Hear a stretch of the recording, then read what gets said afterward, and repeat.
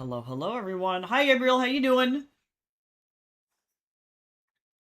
Sorry I'm a little late today. I decided that I did not want to, do anything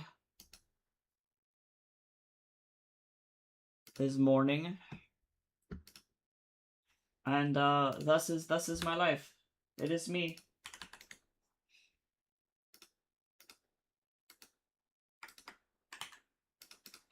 I am, so tired.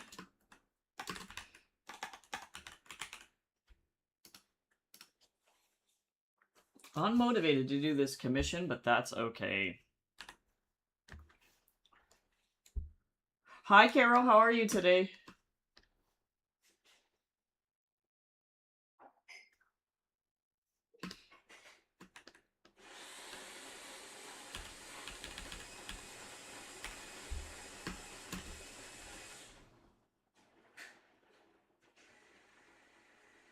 I gotta finish up the line art on this thing.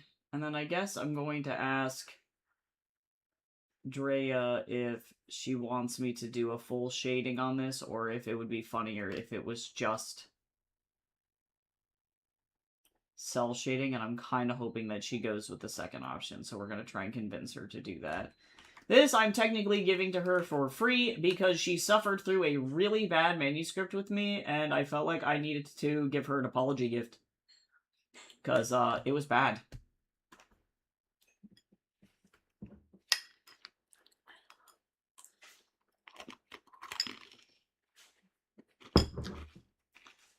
This granola will do, thank God. I had a dilemma. I'm going to be celebrating Grandma's birthday. Oh, happy birthday to your Grandma! That's so awesome. Good go, Grandma.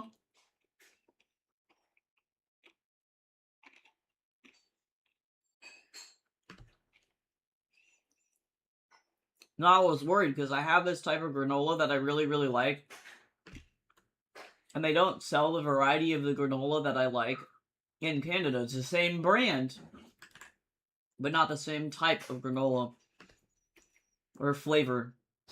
And the flavor is bergamot and honey, and it's infused with tea. It is like the best granola I've ever had in my whole life. And they don't have that kind up here in Canada. It apparently is a US exclusive, which makes me so sad.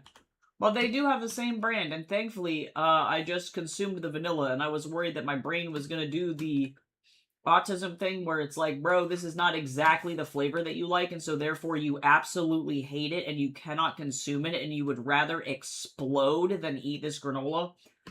But what happened is that my brain has accepted its fate.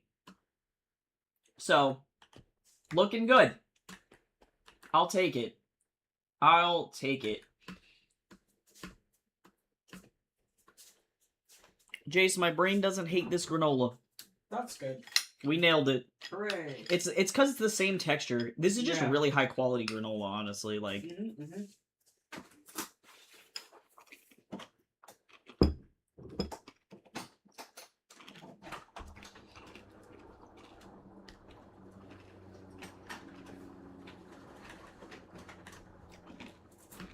really, really good.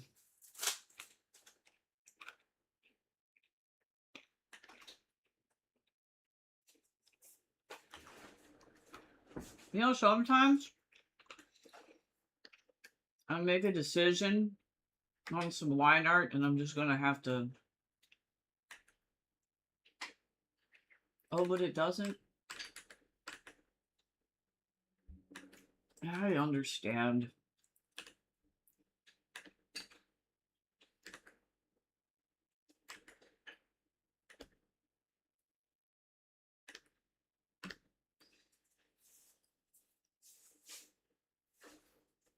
That's cool. Yeah, they're technically, I mean, according to Spider-Verse theory, any kind of spider person could exist in any universe. Like, there is a universe in which Peter Parker is canonically trans. Like, that does make sense based on, like, the rules that the Marvel Cinematic Universe has set up.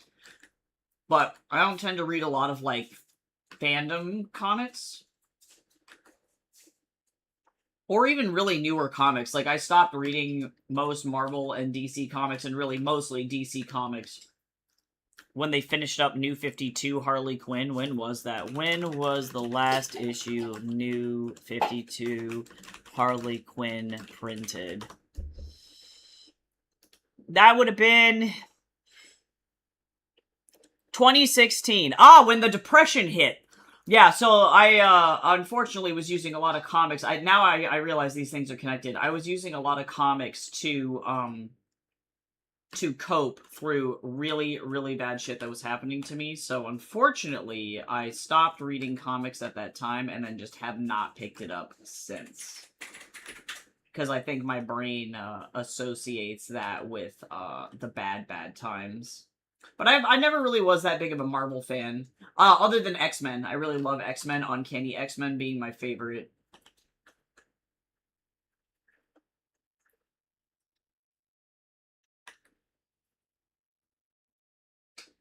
But Harley has always been my my love. Especially New 52 Harley, though, actually. She's wonderful.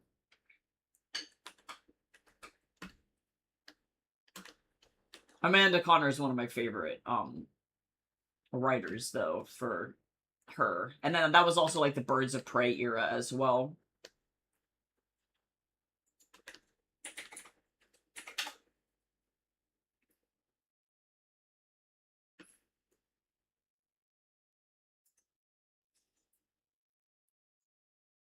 But I don't think I've read a lot of Spider-Man. I used to read a lot of Batman, but mostly like 20 or not 20s and 30s, 30s and 40s Batman.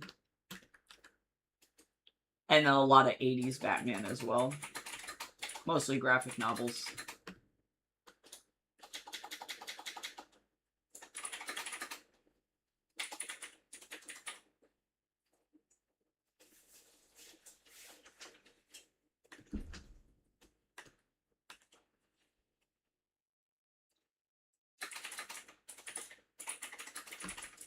I think in order to keep my brain happy today, I am going to be mostly spending my time doing a lot of line art work today. I'm really hoping that she's just going to let me do cell shading.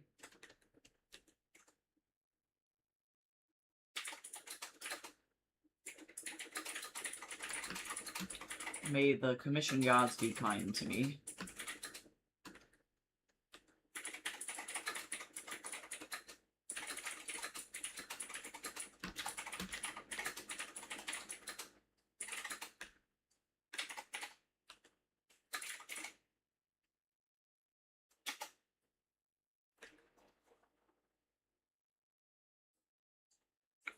Yeah, Deadpool rocks as well. Yeah, totally. Yeah, I was kind of in the same boat. I didn't get into comics until I was much older.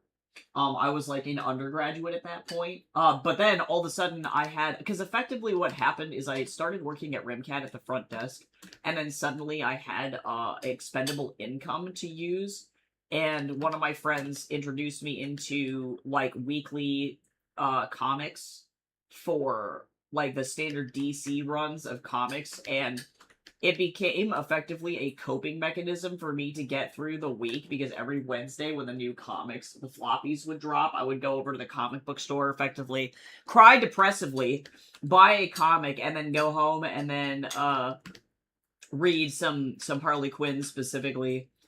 And that helped a lot. But before that point, it was much more affordable for me to buy like pulp manga, or to read manga from the library, because that shit was free.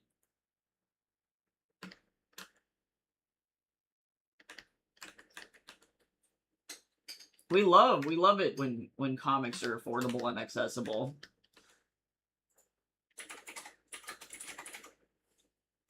Speaking of comics, I'm having to do surgery on Heaven's Equal. And I'm starting from effectively the page that I'm just on. I think we're about page 300, give or take.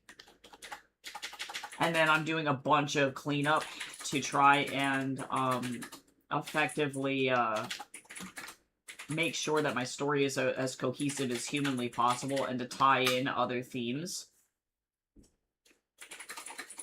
as I go through and make sure, yeah, it's all ready to go. I'm also trying to reduce the amount of comic that I have to produce, and unfortunately it's looking like effectively I'm going to have to be producing 3 pages a week in order to get the comic done in 5 years, because I'm realizing I don't really want to continue to work on this comic for another fucking 10 years. And it's mostly because I'm not really getting enough like engagement with it. Like, what I was kind of hoping was that I would publish it and then, you know, experience some kind of slow growth on the platforms that I publish it to, mostly like Tapas and Webtoon. And it's very discouraging to have like effectively 300 pages of a comic out and then like 200 subscribers total across like both platforms that I post on. So I'm like asking myself the question, like, why the fuck would I write a 1,000 page plus comic for like 200 people and really like probably like 4 of those people actually read it, you know? And I recognize people do read on other platforms, but it doesn't make any sense for me to continue to do that as a one artist team. So, I'm going back through all of the script that I've written so far, which was up through chapter 50, actually. It was a lot of script. And cutting as many pages as I humanly possibly can in order to make sure that I can actually finish this in a timely manner and then effectively just move on.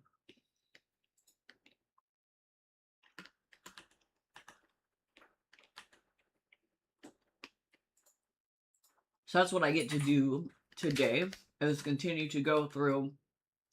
I made it all the way up yesterday to chapter 37, and now I need to go through and continue to edit 37 through 50.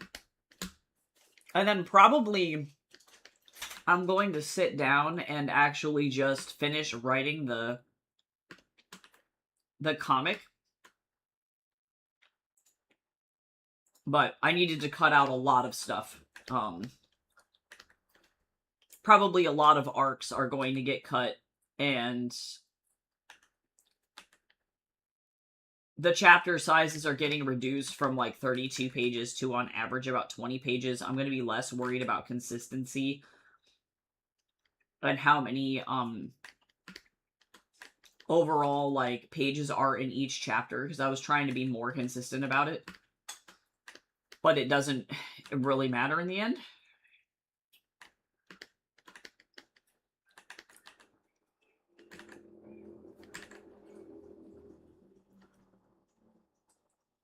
Because I was thinking about legitimately just stopping, but then I know that my ADHD brain is not going to let me not finish it. Like, it's gonna bother me more to not finish the comic than to effectively cut it down from the scope that it originally was.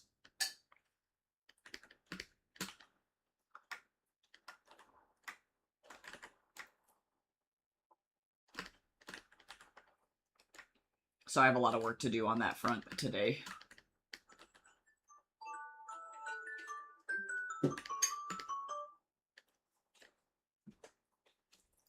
Your tea's ready. Oh, my tea! Thank you. Mm-hmm. Sorry, I bumped the microphone. I did not mean to do so.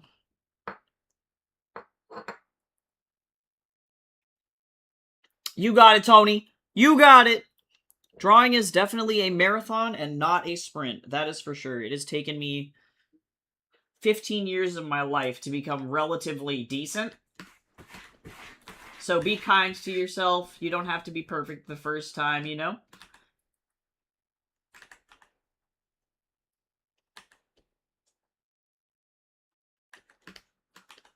But have fun.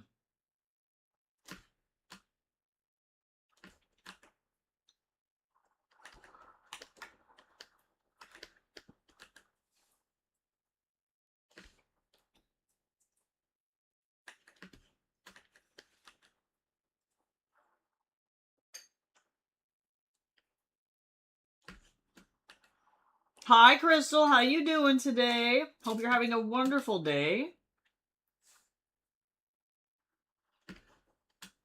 Everybody sit up nice and straight and hydrate. We cannot be crispy or shrimpy on this stream.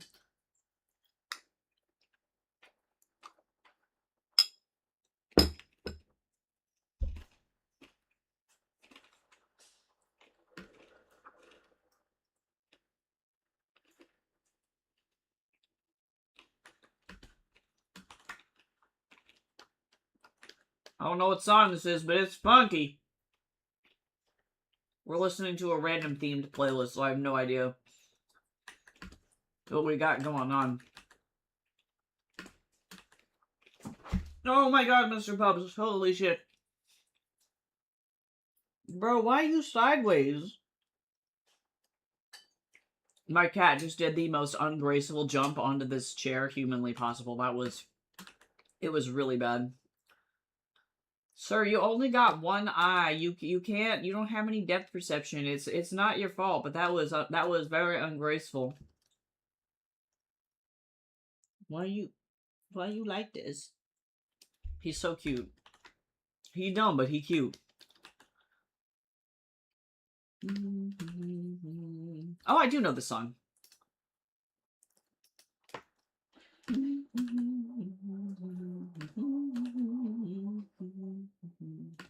At least this cat won't bite me in the jugular when I try and sing. I won't have to deal with that. With this cat. This cat is kind. He does not care.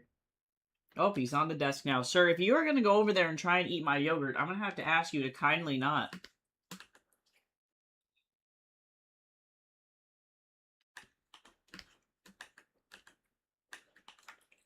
Oh, he wanted to get a better view of the outside. He's kind of been sad because at our old apartment, we had a lot of, like, pigeons that would come and sit on the balcony outside of our unit. And we don't really have those over here. And we have a lot of seagulls, but they don't really, like, sit and, like, lurk anywhere. They mostly just kind of fly around and then land on the ground by dumpsters and then hang out over there. And so he has not had any birds to harass in a little bit, but that's okay. He's doing his best.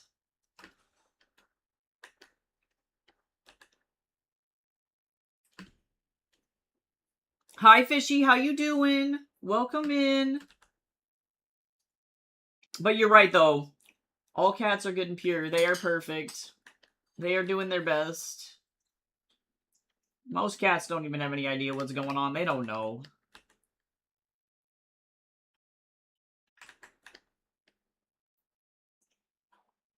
Oh my god, they're like waiting for the opportunity. I can't. That's so funny. My cat won't even attack a bug. He doesn't know what's going on.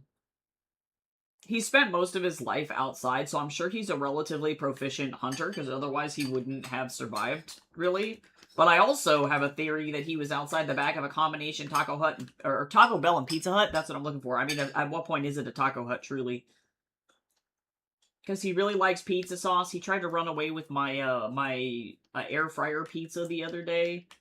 And he doesn't want to eat the cheese. He wants to just, like, take it and lick the pizza sauce off of it because he's a little weirdo. He's just, that's just his, that's him. Oh, cool! Hopefully online school is fun. I've done online school most of my, like, college career, and I find it's, like, at least for me, way more enjoyable than in-person school, just because, like, you can kind of decide what your schedule is in some cases. So hopefully that goes well.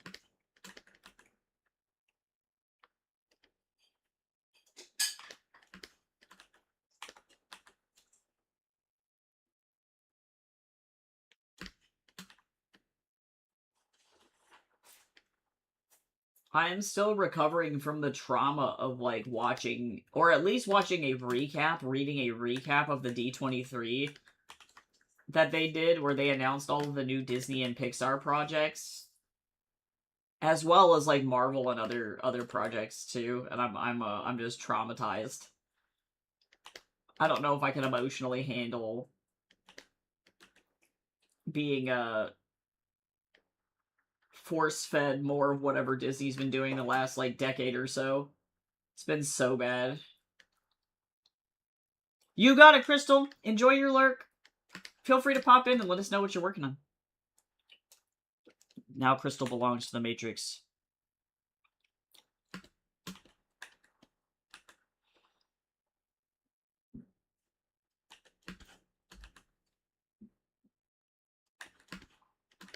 Okay, slowly but surely.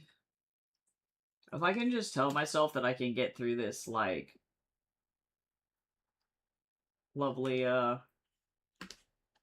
line art and flat color today, I'm gonna call that a win.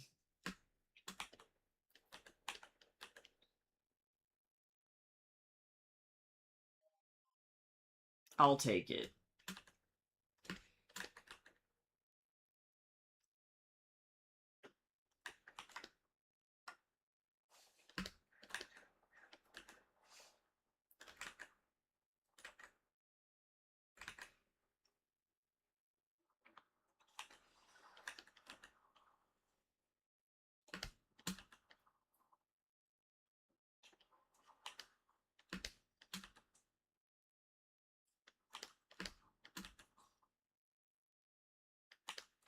Almost done. And then I gotta do the under the neck. I really need to actually, before I forget, let me open up my query tracker. I need to probably apply to more agents. Let me see. I haven't gotten any emails in a minute, so either they've expired. Oh yeah, I need to do like 5 more.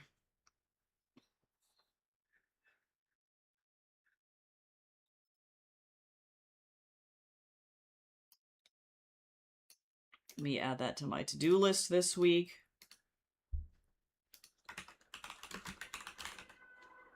That's probably going to be a little while. I'm going to do that until Friday. And then...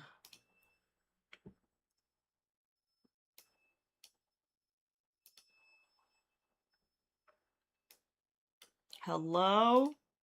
There we go. Snack time! I'm going to finish eating my breakfast really quick. I have just yogurt and honey and granola, and it's pretty dang good, I will say.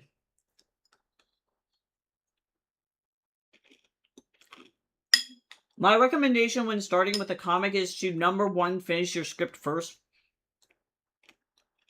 And, number 2, try and focus on a comic that's your first comic that's less than 500 pages.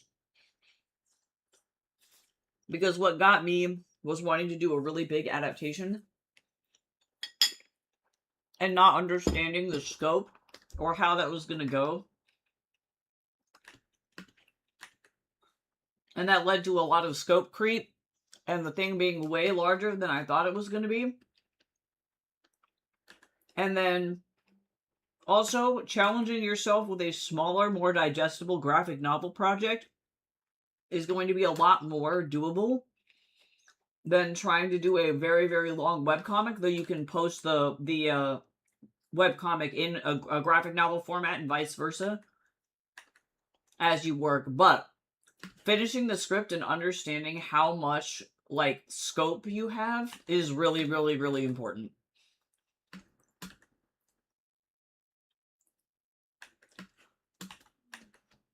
Some, like, artists are comfortable with what's called straightforward production, and that's a phrase that's most commonly used in, like, styles of animating, which is where, like, straightforward... So normally you do, like, what's called keyframe animation. So if I have, like, my little person, behold my little stick man, and I need him to jump, what I would do in order to do a keyframe animation is to then, make that a new layer, and then this is going to be my keyframe. So now I'm going to maybe change his arms. Yippee!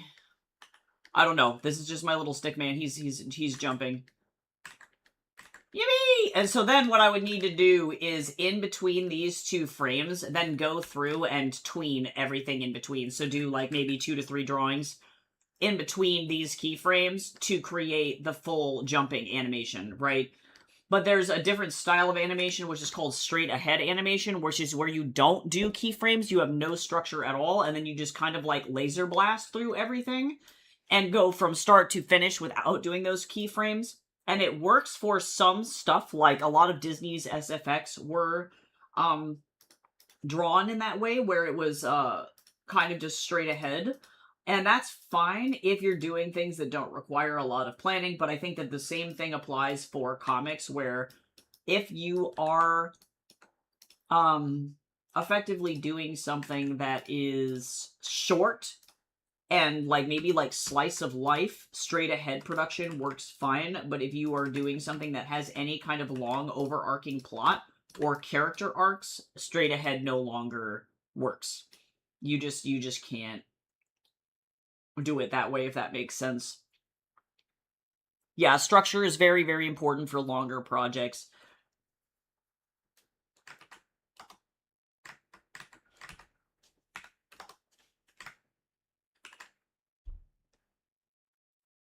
Yeah, that's awesome, Tony. No, I'm sure you'll have a lot of fun. Drawing's a great skill to have. I think especially since we're dealing with, like, so much, like, AI tomfoolery. It's nice to be able to make something by yourself, for yourself, you know?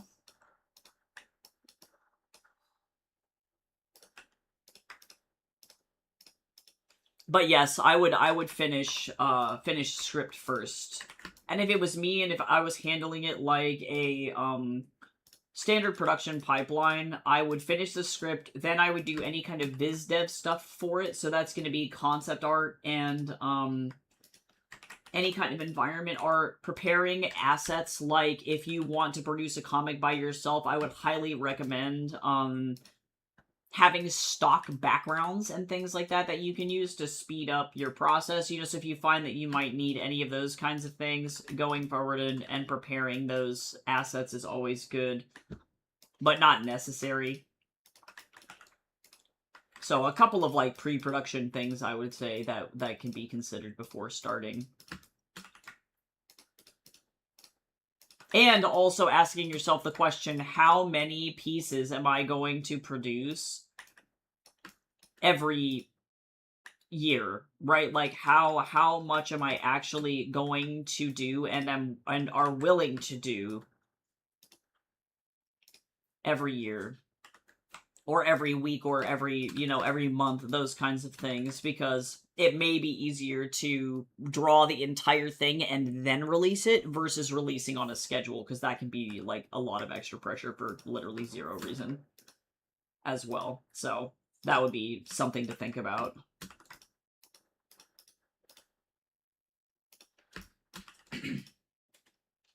I don't remember what this guy's armor on his hands look like.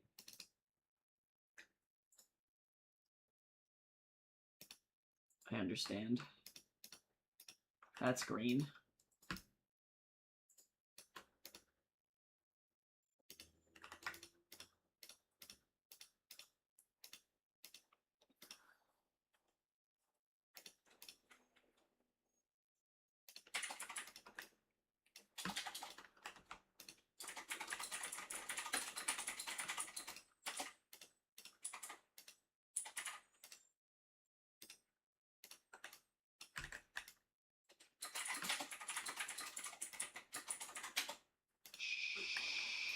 Sure.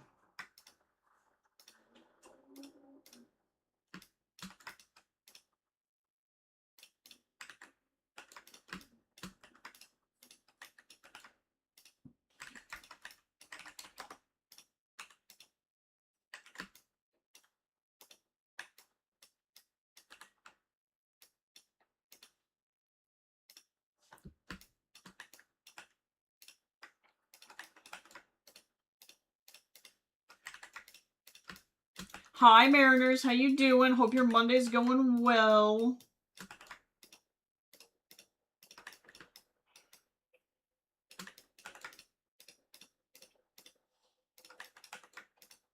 Oh, I'm alright.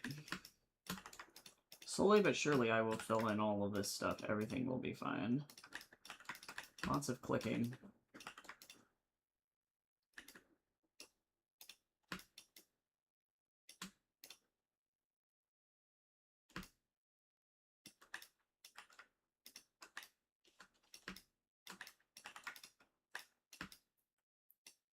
Oh yeah, I'm doing pretty okay.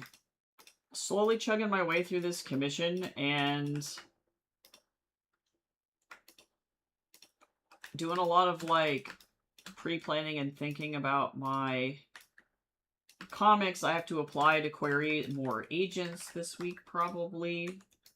Not like I think anything is going to come from it, but we'll see, I guess.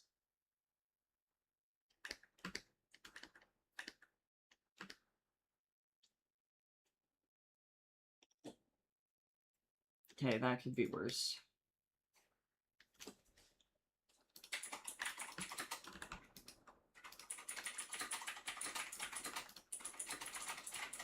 Yeah, I guess I'm just burnt out on querying. Like last year, I think I submitted around 60 queries for a different book. So not the most queries I could have submitted.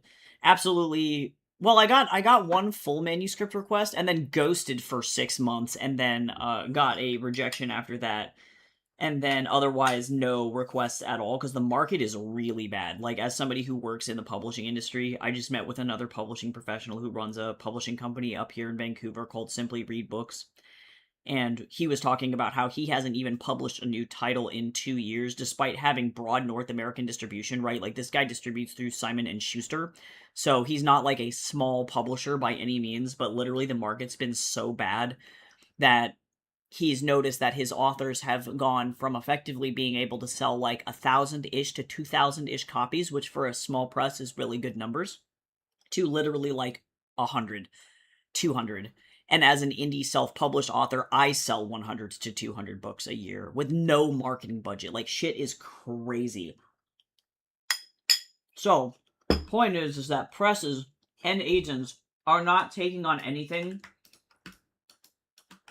that they can't sell with 100% certainty. So most of the time, it's whether or not your manuscript is tropey enough, not necessarily whether it's good enough. And I figure I'll just submit them just to see what happens. But I also acknowledge that a lot of my work is, I'm going to call it genre flexible.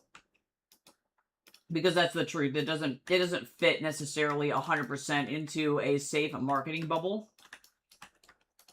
And that freaks people out. So I kind of just let it sit for a year. If anybody takes it, cool. And then if not, I'm just going to bring it over to just self-publishing like I normally do. So it's not that the book will never see the light of day. It's just like I would really love to be able to give it to a publisher and not have to handle some of the logistics.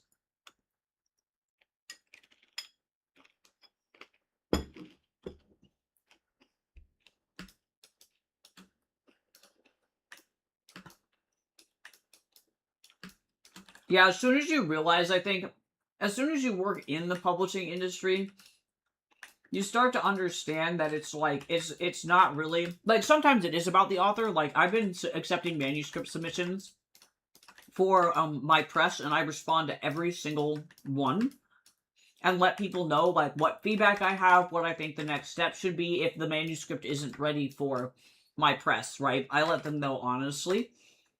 And most of the time, it's just like people don't have two very, very important things. The first is a professionally line-edited manuscript. And I literally just made a video for my publishing account this week where I said specifically, we're not trying, as publishers and agents, we're not trying to see the potential of what your manuscript could be. We're trying to see if we can sell it as it is. So if your manuscript is not professionally line edited, for example, it's probably not going to make it through agents or publishers because they don't, especially with a debut author, they're not going to take that risk. They don't want to make that assumption. So that's number one, is it needs a line edit real bad. Real bad. The next thing is that the book just doesn't have a good enough hook. Like, a lot of fantasy writers especially will start in the middle of massive world building, and I'm like, who's the main character? Why should I care what's going on? You know, so it's better to start, like, and I even had to adjust Appetite to have a stronger hook because I realized it just wasn't there. So doing that is really important. This is not actually on my personal website. This is through my publishing company, Liminal House. So I dropped the link to Liminal House if you want to check it out. I have author services over there, and then also, too, I'm trying to... My first flagship season for publishing is 2027 to 2028, and I'm a micro press, so I publish about 2 to 3 books a year, one of which will probably be my own, so I'm constantly looking for, like, 2 to 3 other authors.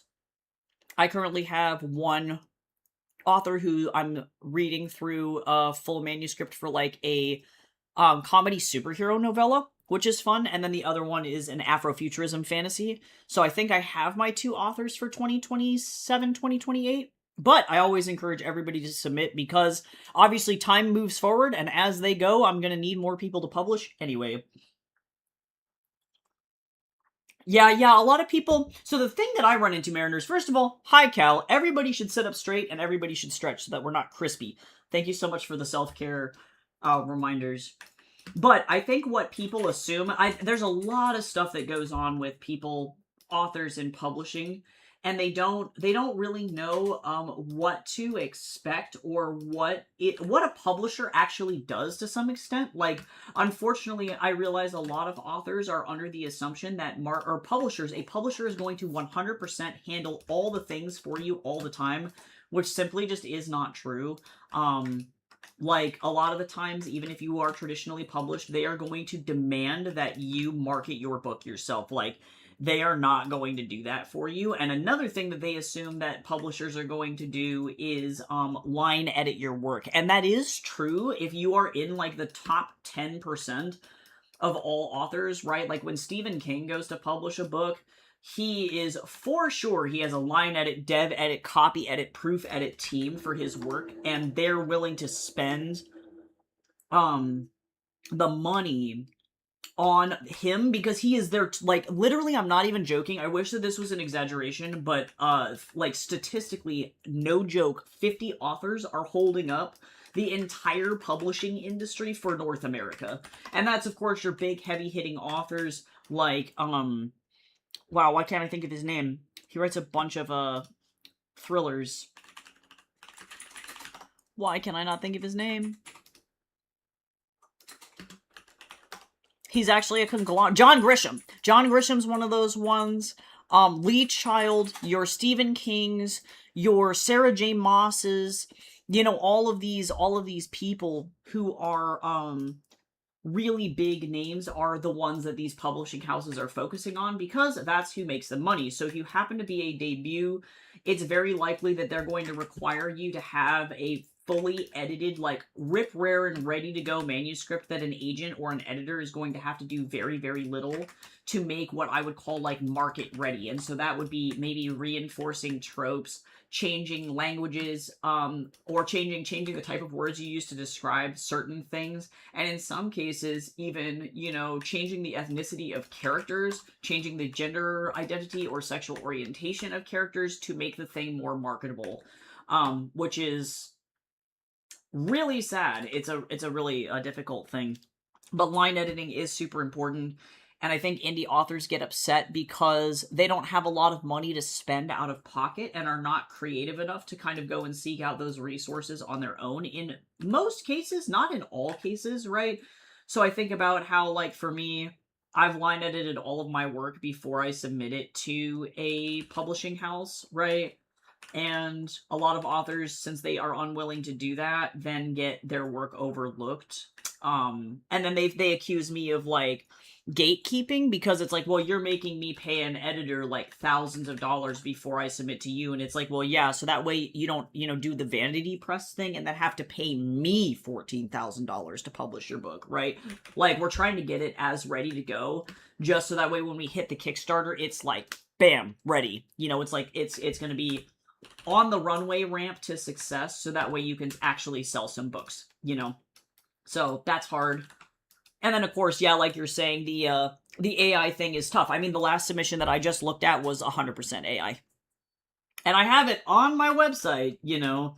And unfortunately, too, there seems to be a lot of confusion with young authors, especially about what constitutes AI. Like, they don't realize that if you put it into ChatGPT and say, hey, ChatGPT, edit this thing for me, then it's going to effectively overwrite all of your work, and that's AI. It's no longer your stuff, and it's just AI. I've actually had 2 authors out of the 10 submissions I've had so far, 10ish, give or take, at least 20% of them have been AI submissions. So kind of a bummer. And I'm assuming, like, I know for sure at least one person did it out on accident and they just didn't know. So I do think that it's kind of a category here where we're, like, working with, like, uh-oh, people are just unaware of what constitutes as AI and why it's dangerous to rely on models to edit your work fully, right? To just put it into ChatGPT or Pseudo-Write or whatever and then be like, fix it, and then not double check any of the corrections it made. It's fucking crazy. But yeah, and keep in mind too that speculative fiction is really, really broad. So that includes any branch, any variation of science fiction, fantasy, or horror as well, right? Like a lot of people assume that speculative fiction has to be really thinky, but the reality is it's just a big old umbrella term to describe anything. I've got a pretty explicit list of like what I don't accept, and really my hard line is at like romance, novels, and historical fiction and nonfiction. So those are really the big ones, the biggins. Because there are so many other publishers that focus on romance. I'm like, y'all can go over there with the like Harlequin people and get published. But that's not really my focus. But yeah, totally. I would love to see your work, seriously. And good luck with your most recent like work in progress too, because even just like getting through something is like that's half the battle, truly.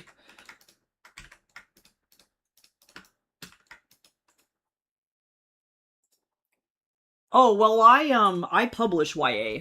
I publish middle grade through adult. So if it's like a YA fantasy or a YA science fiction, that does fit into my requirements.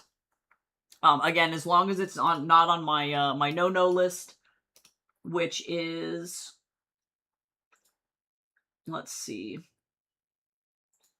Yeah, all age ranges. So a YA is a middle grade to an adult, but as long as it's not romance, contemporary, historical fiction, mystery, crime, thriller, suspense, or dramas, unless you have cross-genre elements, then that's okay. So if it's like a slice of life fantasy YA, that is something that I would still count. You know what I'm saying? But it depends on how heavily it leans into those no genres.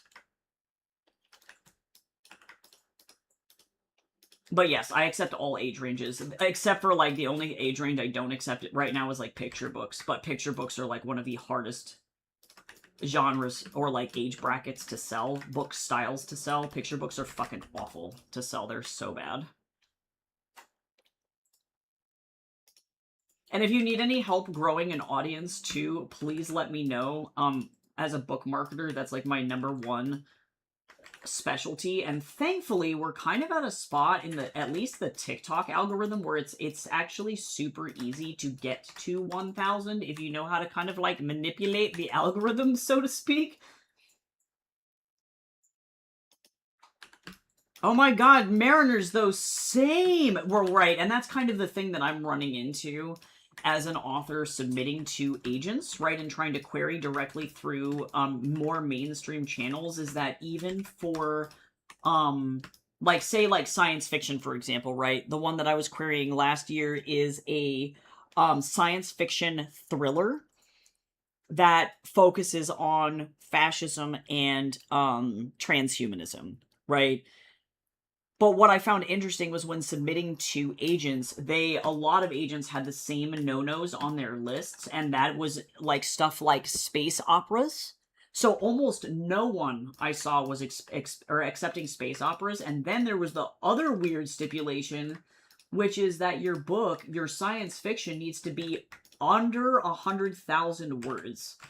And that's insane, because the old requirements for science fiction and fantasy used to be that like 110k to about, 120k, give or take, was like the standard.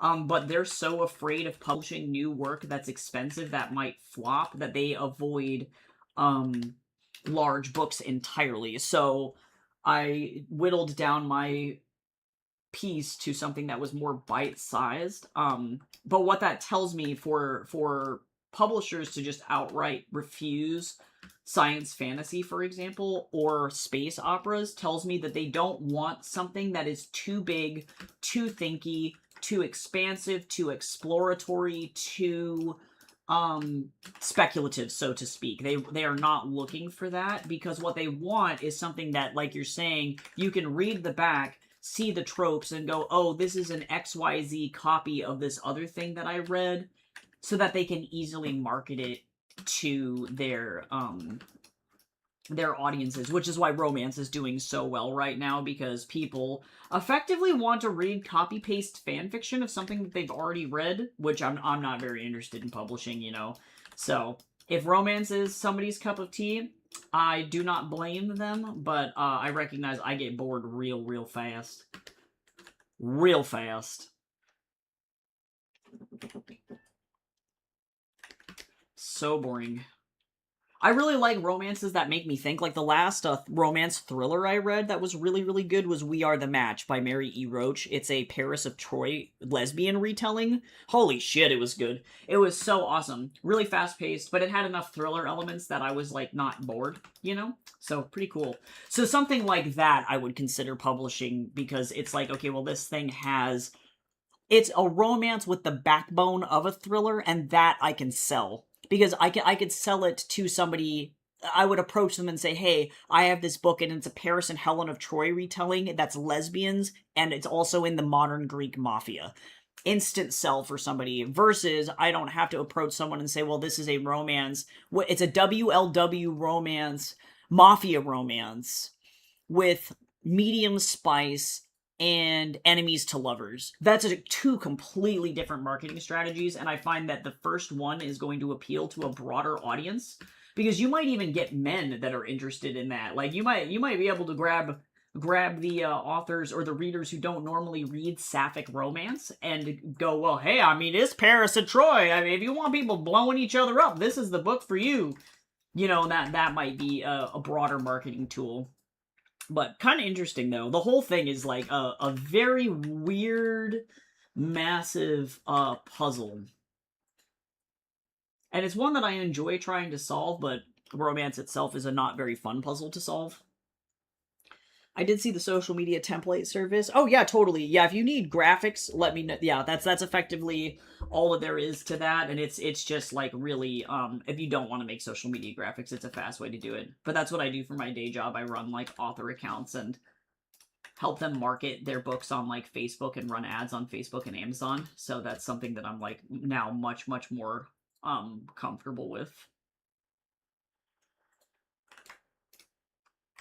I think...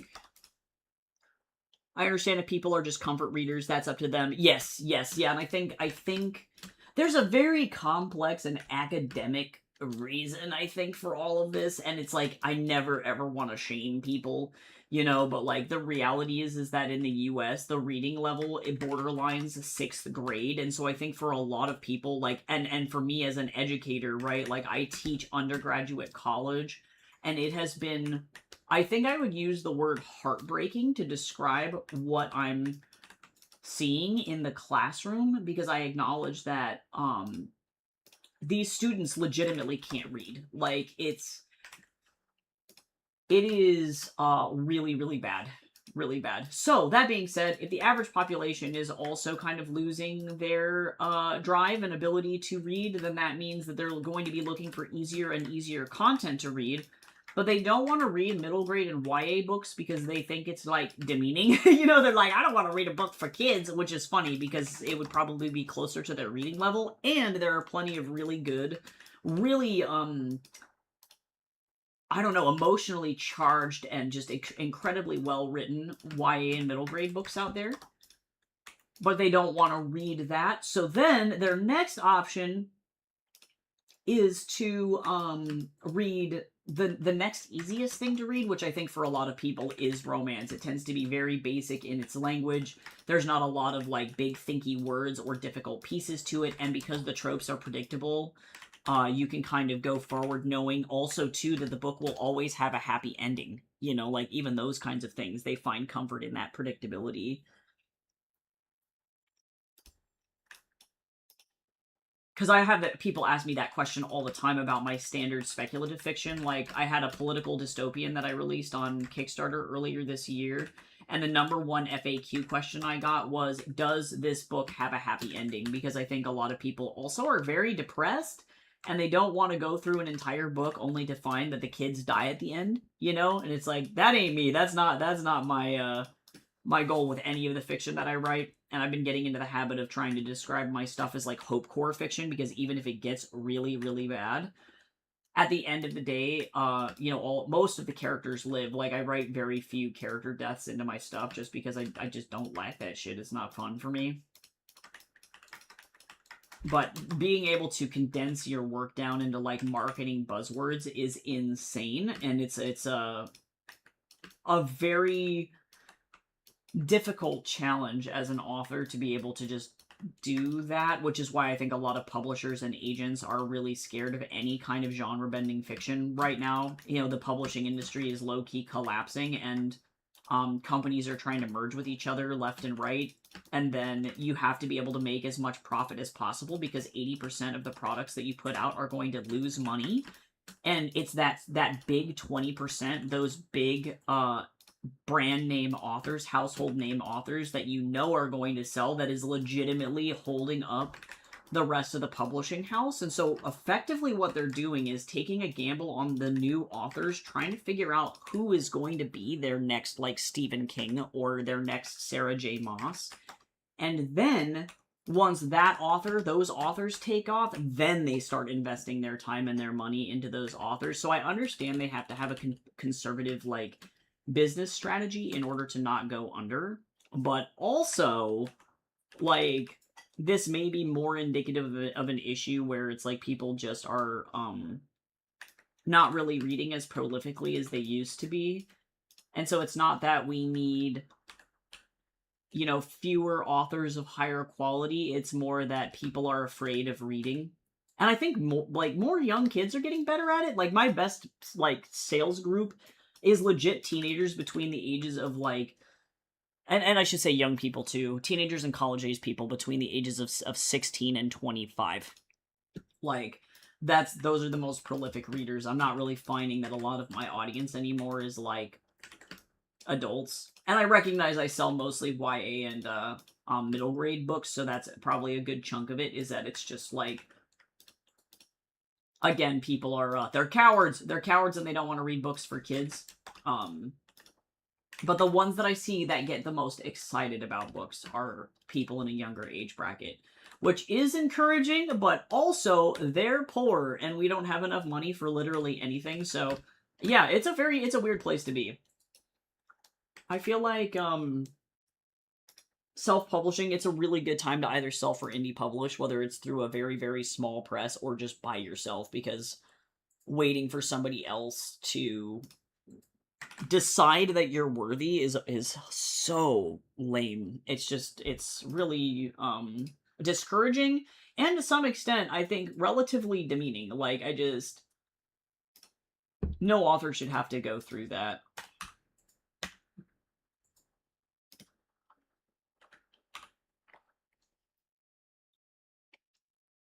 Oh, true. Every big film set should have between 5 to 10 spots for new and upcoming directors, camera crew, film writers. Yes. Yeah.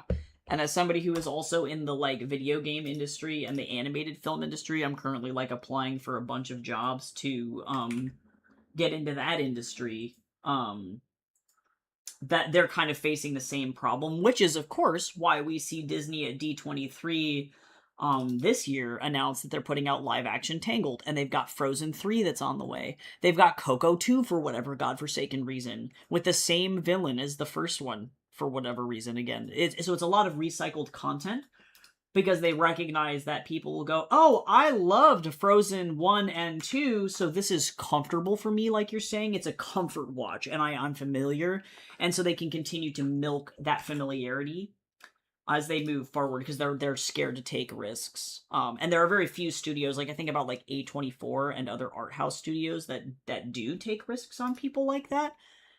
But they're few and far between, and most people are finding success literally figuring out how to fund their own films and then produce it themselves. Like, can you do Kickstarters? Can you, enter film festivals? Or, like, the number one tip that was given to me by one of the guys that I learned from at Animation College was that he was a producer for Universal for, like, 20 years. And for Showtime, it was 2 instructors for 1 class. And both of them effectively were like, you need to figure out how to do a horror short film because that's one of the only things that you can direct and produce by yourself. It needs to have effectively 3 to 4 actors or less, a super uncomplicated set, and if you are going to use props or special effects, you need to be able to like effectively buy them from the dollar store or make them entirely yourself. So that way you can do everything yourself without anybody having your fingers in the pot. And then if it has any success, what could happen to you would be like what happened to the guy who made the Saw franchise. His started as a very low budget horror film that he produced himself, starred in. It was like him and a couple of his friends, and then it got picked up and turned into a multi-million-dollar franchise, you know? And that's the best case scenario. But it's very interesting. Yeah, it's a weird place to be.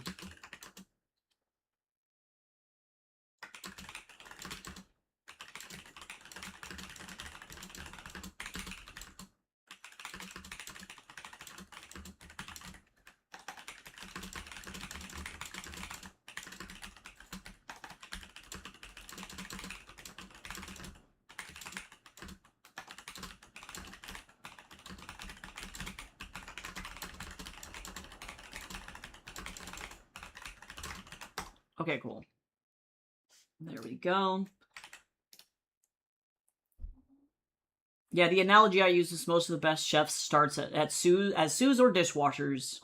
Yep, and I mean to some extent that kind of is the way that the industry used to be. Like I think about how, for example, if you want to be a level designer in video games, the number one place that you always start is in QA, so that's quality assurance, right? You're literally, your whole job is just like running into walls in the video game to try and figure out if it's bugged or broken, right? And then if you stay there long enough in that position, eventually you get moved up into the level design department because you now know what makes levels function, right? And that used to be how that goes, but like they don't really do that anymore. Like they kind of just hire internally, and with like the thousands of people that are being laid off in the animation and film industry, it's like those rules suddenly no longer apply, which is why we're also seeing a resurgence of massive indie games as well. Like so many people are just making indie games because it's like, bro, I don't want to have to like fight through going through the bureaucracy of the inside of the studio only to get bypassed for a literal 70-year-old who has been in the video game industry since like the 90s. You know, and it's not to say that old people don't know how to make games, but it's like, bro probably wants to retire, but literally can't because it's too expensive. Absolutely insane.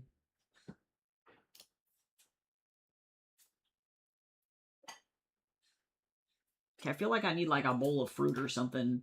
I need like a tea kettle.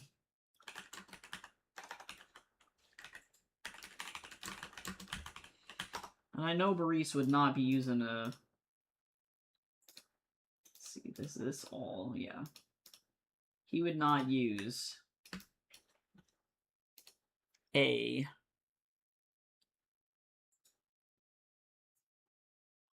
kind of modern tea kettle, I don't believe.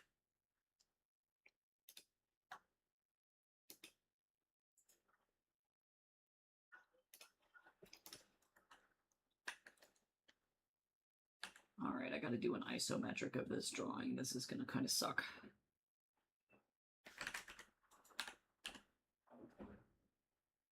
I'm gonna wait to see if my client gets back to me. And if she does, awesome. This is a very squat teapot. The reference that I'm looking at, this teapot is like so shapely. I don't know how to describe it. It is the most shapely teapot of all time. Oh my god. I like to make all of my props for this particular environment kind of wonky though, because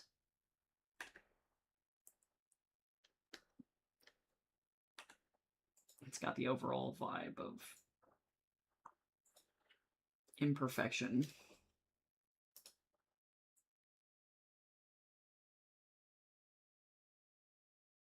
Oh, speaking of stuff, I think that there are drops today. By the way, I might have a Audible drop on the stream, so if you gift a sub, I think it was 1 sub, I don't know how to check drops because I'm like never, I am not in the drops. What is this? Is this drops? What is this?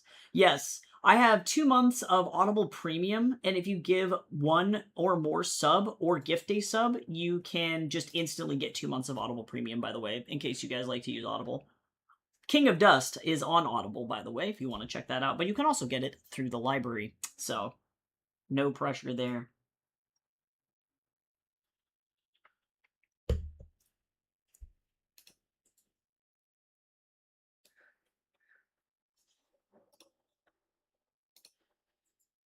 Oh, it's a beautiful song.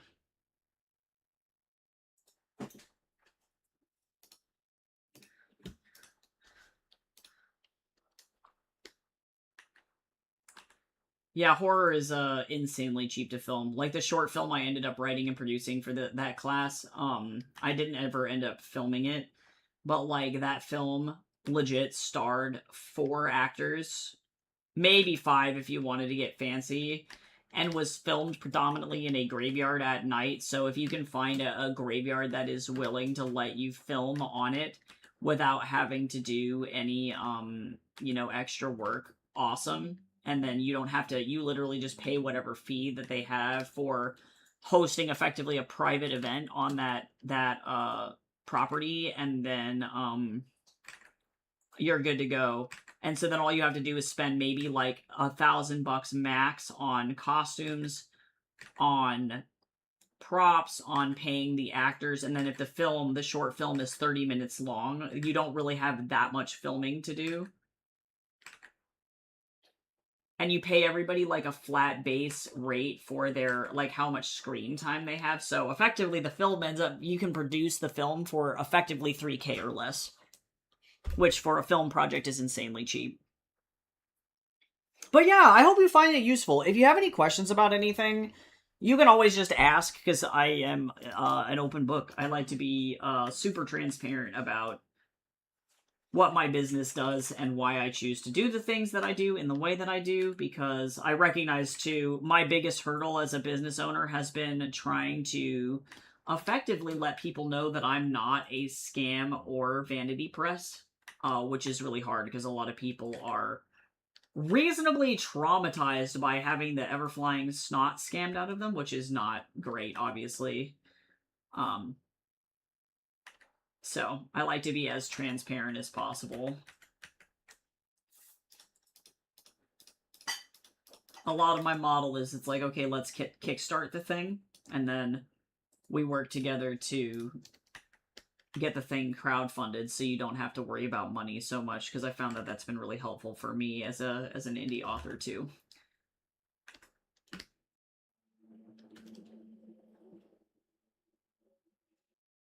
You know, I thought I was going to put something else over here, but I might not. I know that they have a microwave.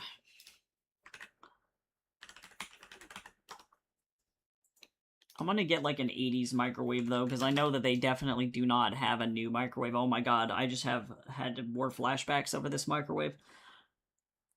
This exact microwave was, I'm not even joking, this exact microwave was in my house. Dang, crazy. What a throwback. Alright.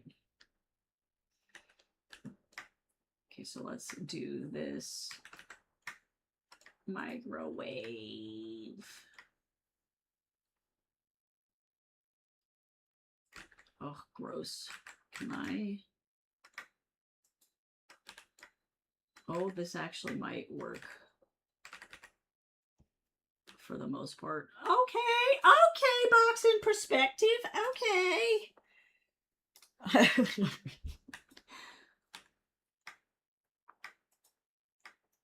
It's a little bit of an intense handle. It's okay, we don't have to do that much.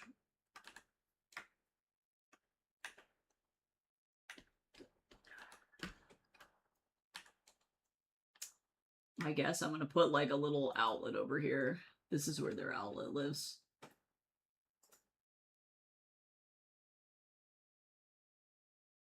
Plug. I don't even know what the sides of these microwaves look like. Hold on, let me... Oh, they got like they got that faux wood paneling.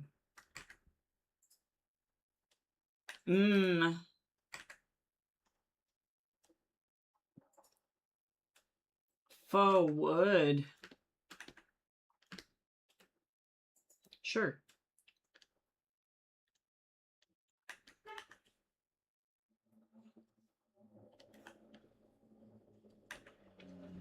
Oh my god, it's beautiful. I think I'm gonna leave some of the decor pretty simple. I am gonna do a fruit bowl, though.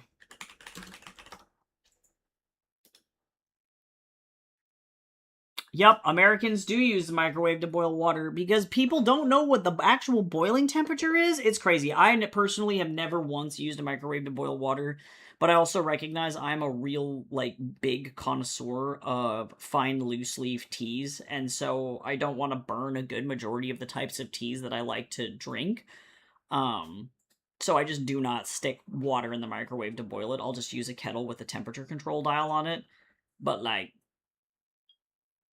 Americans use microwaves for pretty much everything. I would argue that that's kind of shifted to the air fryer now, where it's now the air fryers for everything. But Americans are something else. That's all I gotta say. Oh, was that my phone going off? Or am I crazy? Nope, I'm crazy. What's up? It's the police. Oh, it's the police! That's different. Yeah. That's hilarious. Let me find it. Oh, this is an aesthetic fruit bowl. This is a funky shaped fruit bowl.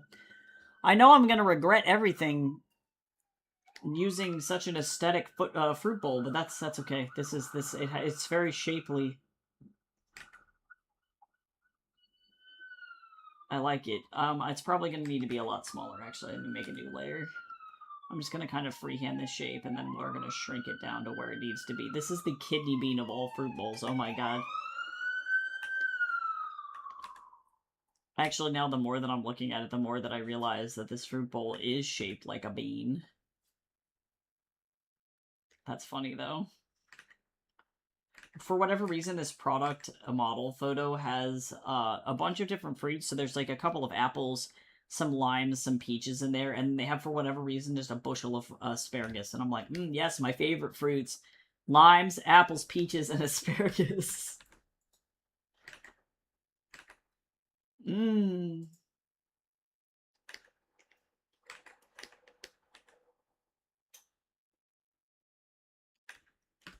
Little weird bean bowl.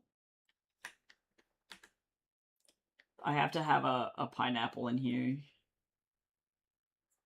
A pineapple is a very important, like, part of the first book. Brady gets punched in the face, and then his aunt's like, go put pineapple on it, because the amino acids from the pineapple actually can help reduce black eyes, which is, you know, it helps, I guess.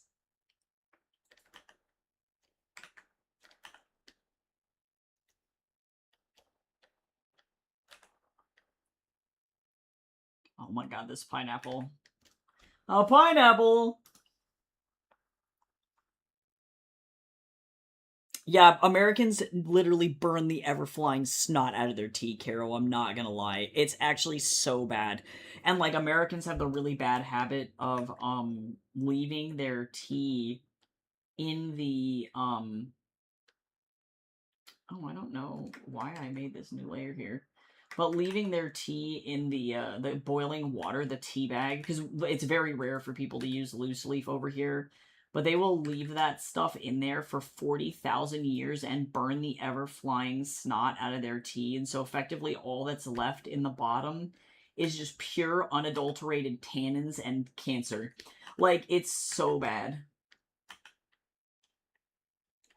And then Americans are like, I don't really like tea. And it's like, well, yeah, because you're burning it. Like, you have effectively burnt this to a crisp. Like, no wonder it doesn't taste good. Like,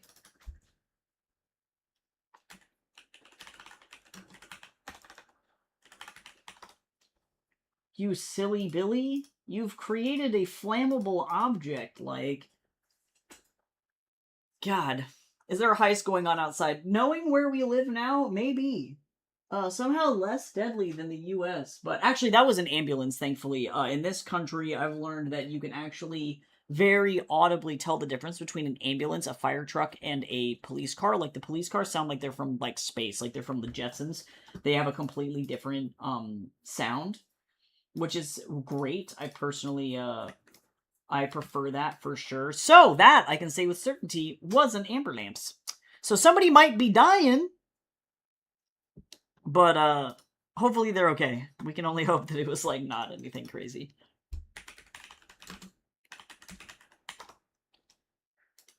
If you need a fire extinguisher to sip your tea, it's too hot. Yeah, because a lot of the times I'll steep my black tea at, like, let me see, let me do a comparison here. I always, steep my tea at 100 Celsius. Black teas typically, but with, like, my, like, oolongs or green teas, it's always at, like, 85 Celsius. You know? So, I think that if you do steep it at, like, 100 Celsius, that's fine, but pull your damn tea out! Because if you could leave that in there for, like, 3 minutes, it probably will be just great. It'll be ready to go. Very, very nice, dark steep on that tea, and you'll be fine. But, like, they'll really leave it in there for 80 hours, and then when you ask an American, like, well, why are you leaving that in there for that long? That they're like, oh, well, I want to get the most out of my tea. And it's like, dude, you know you can re-steep it, right? Like, you can put the tea back in and go for a round two. You don't have to, like, torture the poor thing. Okay, I'm looking at this. A lot of these Victorian armchairs are actually on wheels. Crazy. I don't really need that, and I'm not going to do that, I think, pretty crazy. I'm just going to kind of leave this alone.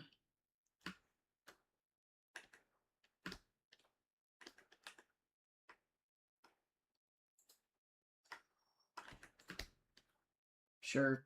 A chair.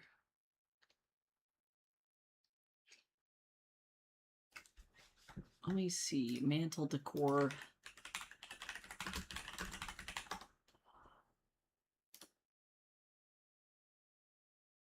I guess. Oh, well, actually, I know that these are all picture frames because Uncle Rollo throws about 80 of them. There's a vase in here, most importantly, too. So let me get, like, a shapely kind of a vase. He picks it up and throws it directly at his brother's head, so we gotta...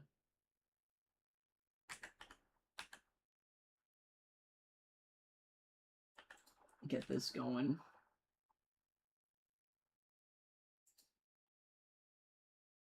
Nice little...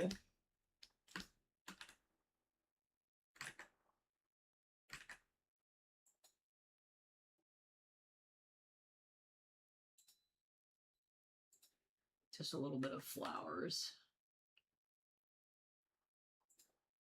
E, E, E, E.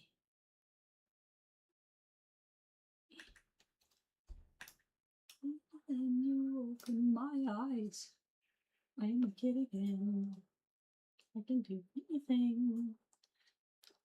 Alright. I don't know. Jace, what kind of tea did you make today? It's the Scholar Oolong. Oh, the Scholar's Oolong? It's really good. It's actually a pretty decent oolong. It's not as good as the Honey Orchid. Yeah. But it's actually a pretty decent oolong. It's not bad.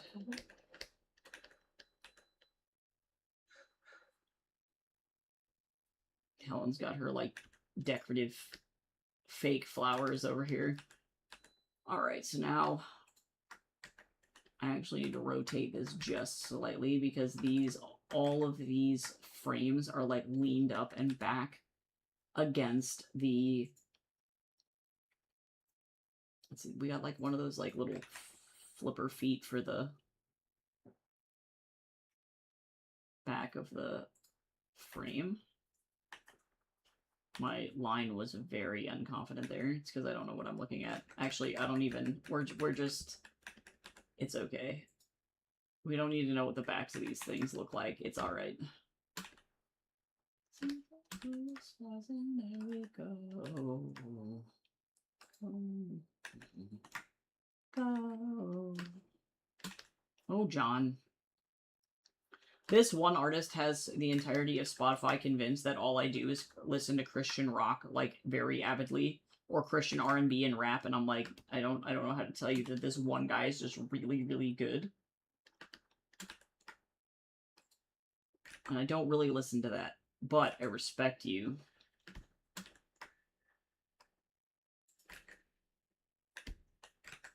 This song just happens to be about God.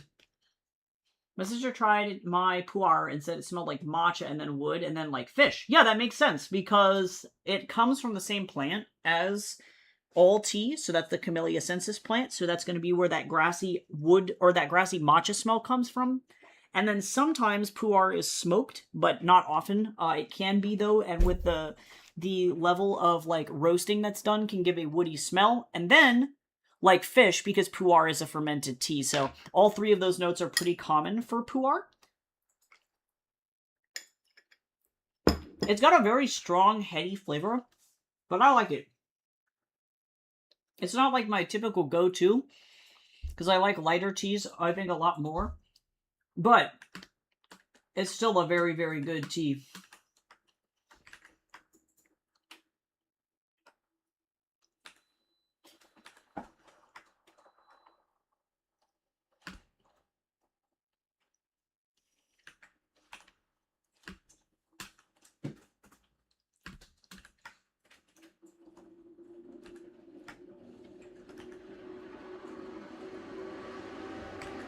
It's like how some people really dislike, like, strong red wines. Like, it's taken a long time for me to get even my mom to understand that, like, as soon as you start to treat tea like you're a sommelier, where you're effectively grading tea in the same way that you would grade wine, tea makes a lot more sense. And she was like, that's so fancy. And I'm like, well, yeah, because it's like the same thing, like, if you were to, you know, buy a really, really, really cheap bottle of wine that wasn't very good, it's just, like, it's going to be bad. And then you're going to say, well, I don't really like wine. And it's like, well, it's not that you don't like wine, it's that you didn't like that wine.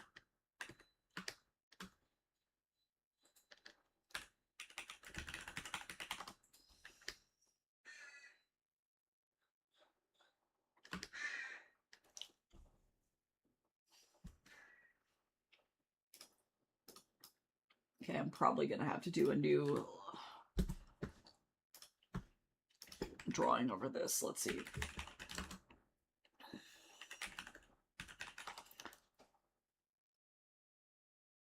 I want to do a Victorian love seat, but I need one that's got a straight back.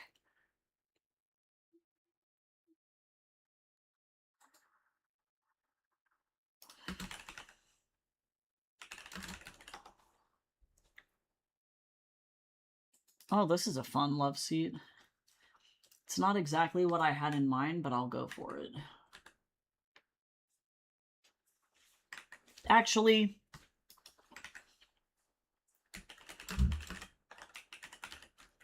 I might make a modern couch here. This is actually it's like a mid-century couch. That's fine. We can get a little bit eclectic in here.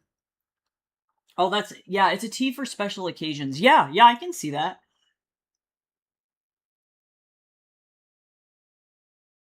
Yeah, no, I feel the same way as an American. I eat predominantly Asian foods. Like, I don't eat almost no Western food at all. I never crave it. But yeah, I can agree with that. I feel like it's like having brandy. You know, the pu'er is brandy of tea. Or it's like, yeah, it's really robust, but it's good if you know what to expect.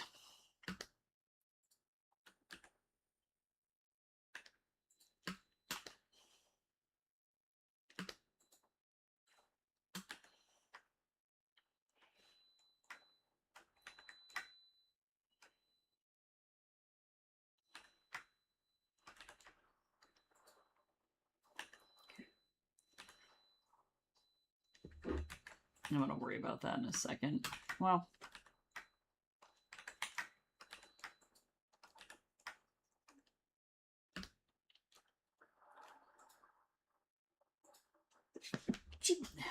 I sneezed! Alright, so I'm gonna change the back of the legs of this couch.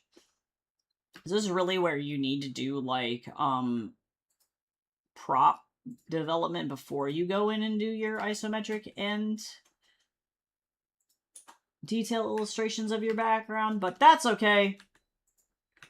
I don't follow any rules. I am free. Alright, so now I'm going to duplicate this, and we're going to drag this over here. And that's the bottom of the couch over here. Oh, actually, before I do that, just kidding. I'm going to also do the, like, back of the arm here.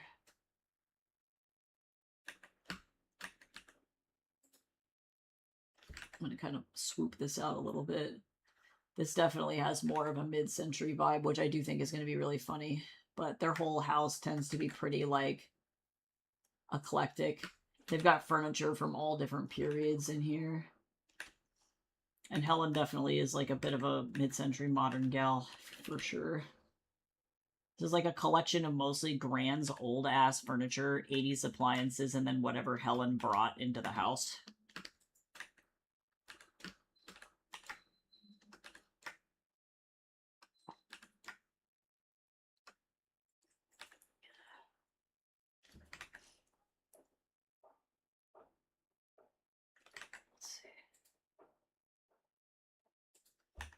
I'm gonna have to do like a Tiffany style like lamp, I think.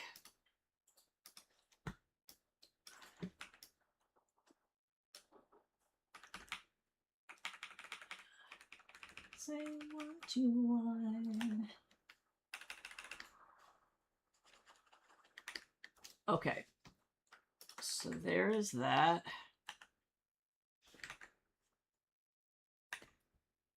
Alright, so now let's work on... This is actually a pretty straightforward line here, not gonna lie.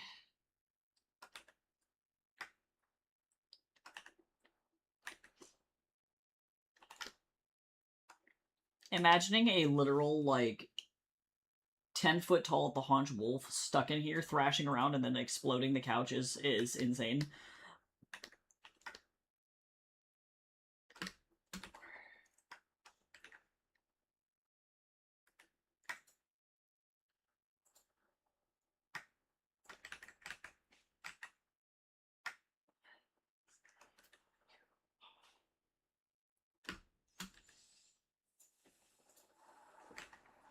I'm gonna actually make these cushions a little bit shorter so that way I don't have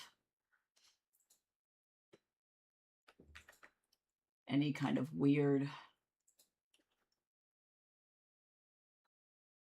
This is their, like, nice couch that is reserved for guests and stuff.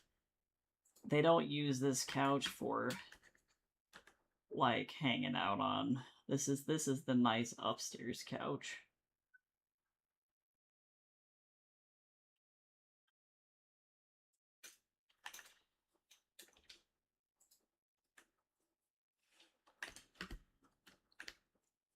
It's the fancy one. The one that Mom is like, if you spill anything on this, I will end you immediately.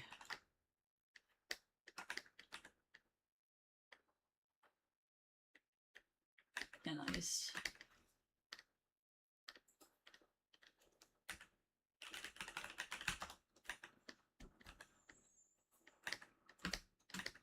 Yeah, nice. I like it. I like it.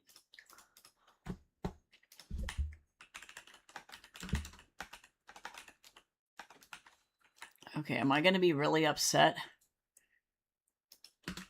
doing a Tiffany style floor lamp? I mean, I guess if I do one that has like a very simple shade on it, but so far all of these are insane.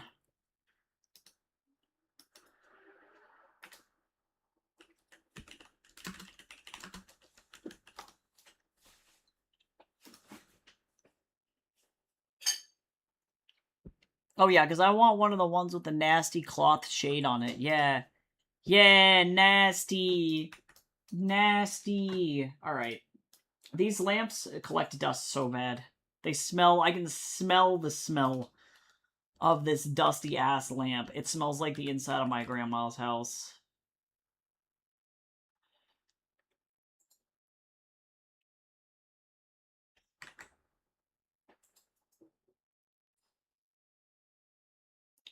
I'm sure this isn't nearly as bad as, like, my grandma's house, but, like...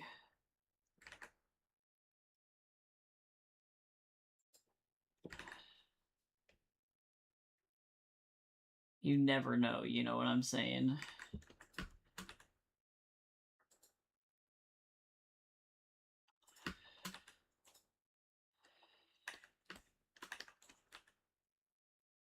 I like this funky little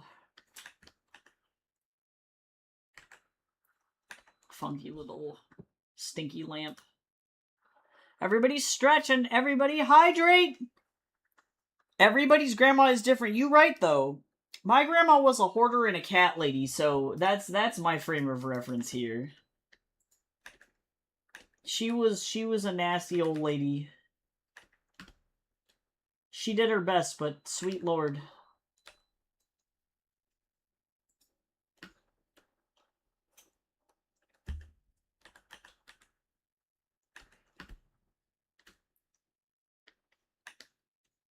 Okay, so let me get some... I am gonna do the fringe on the edge of this lamp.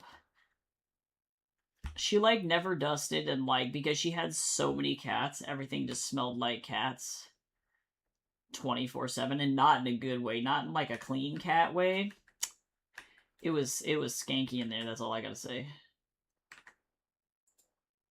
If anybody has ever seen the movie Mirror Gaze by Dave McKean, the artist, there's this character in there, and her name, she's an old woman, her name's Mrs. Bagwell, and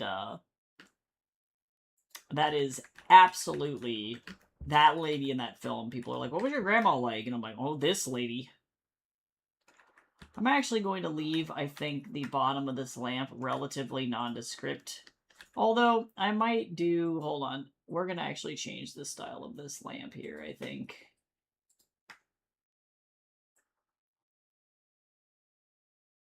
This is where I would need those orthographics, and I don't have them. I don't have them. I'm just winging it.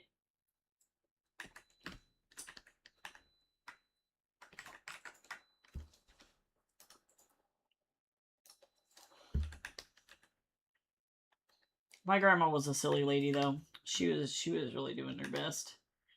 That'll work. That's a pretty decent lamp, I feel like.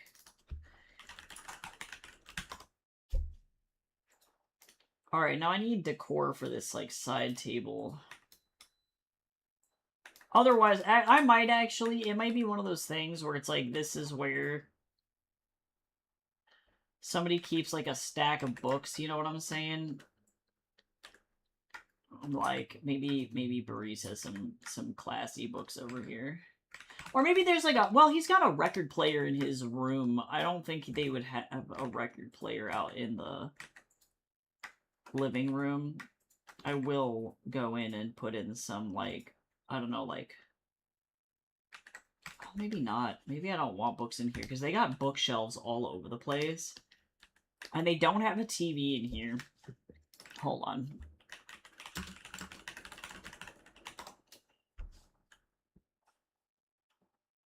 Let me figure out, I'm like, what do people put on their long-ass side tables?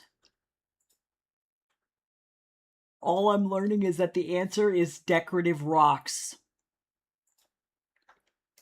Decorative rocks. I'm like, do we need this side table in here? I don't think so. I'm actually going to get rid of the side table in its entirety. I just don't think that anybody in here is, using that side table to that degree. I think that this room is a lot more open if I don't have a bunch of furniture just, like, shoved in here. That actually looks a little bit better. Also, everybody should stretch, don't die. Thank you for those self-care reminders, Gabriel. I'm at my grandma's house right now waiting for cake. Yippee! Birthday cake.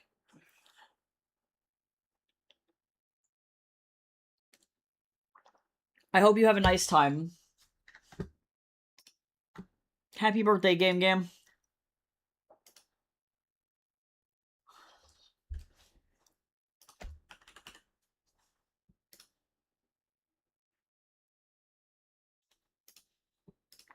Okay, so yeah, okay. So I think I'm gonna go ahead and crop this illustration a little bit since I don't really need these sides over here like this anymore.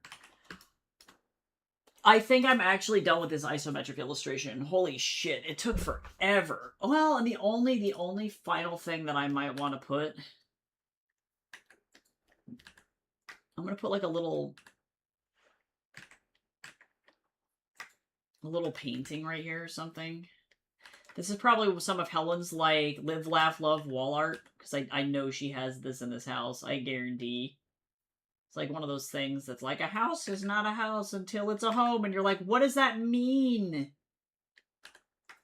It's like some Home Goods level of decor, and you're like, I don't understand what you're telling me here. I don't get it.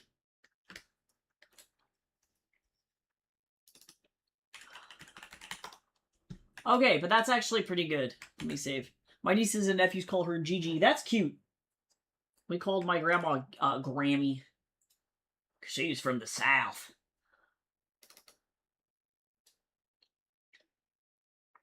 Okay, so this is our blueprints.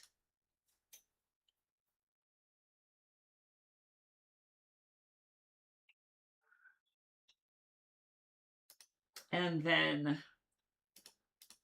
I'm going to put a new layer on here, and we're going to take the entire isometric, grab this, drag it over here, merge the whole thing together because we don't need to edit it anymore, and then I'm going to go ahead and shrink it down.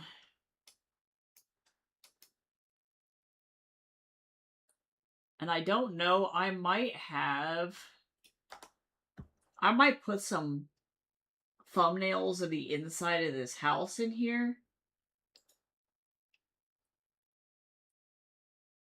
Or maybe I'll put notes. We'll see.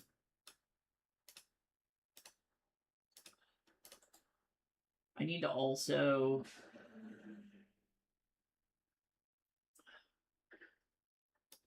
get this layer. Turn that off. And then we're going to call this Von Altus house first floor.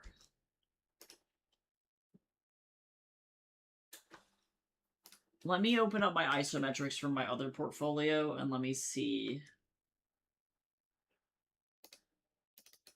if I want to put any kind of thumbnails or anything here.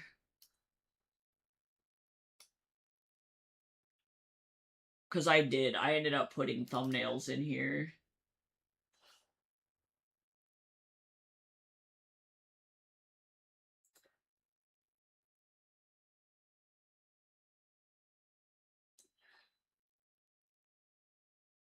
Okay.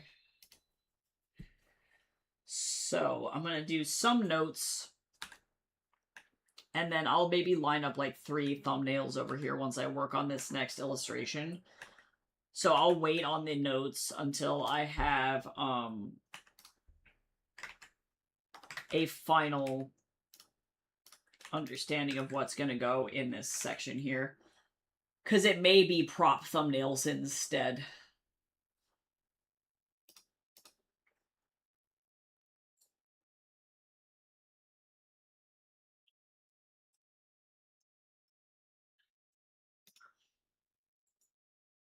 So I guess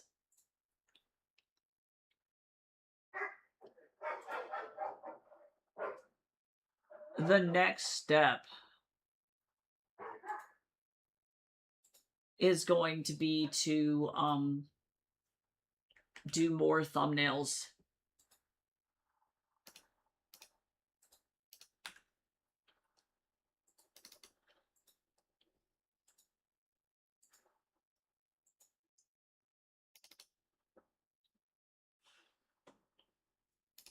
Because this is my thumbs for that.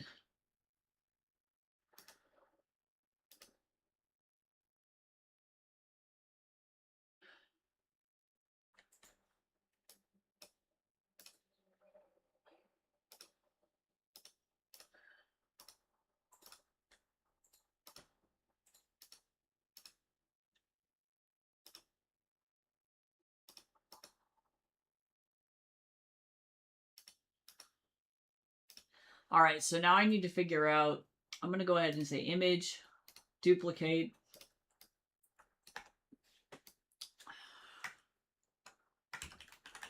I need to think about the angles from which this action is going to happen. Because effectively, the little section that I'm going to be going through is one where Kara goes over to the house for the first time and Rollo realizes that he can beat up a child for $5.27, which is not good. And it starts in Blockhead's bedroom, which is... Oh, now that's my phone alarm.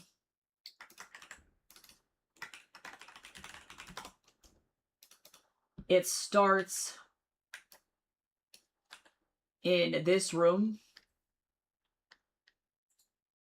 Yeah, this room here. They run out down the stairs and then into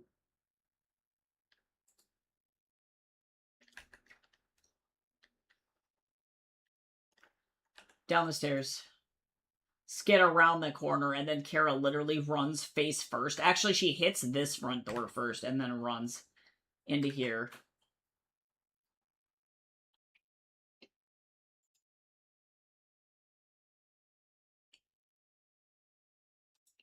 So I need to think cinematographically and figure out where the best camera angles are going to be, because I need 12 thumbnails here. So let's just draw some cameras and figure out where I want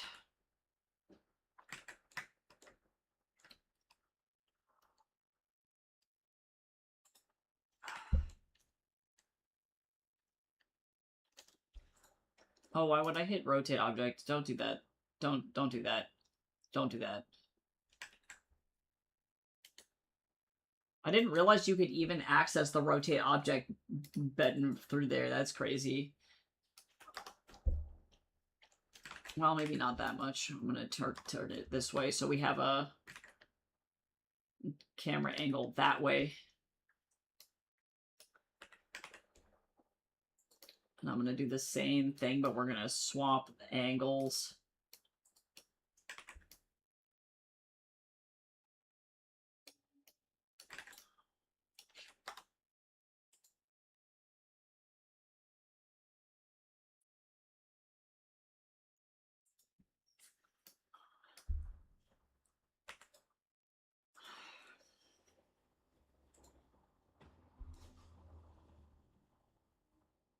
I'm going to do one at the end of this hallway.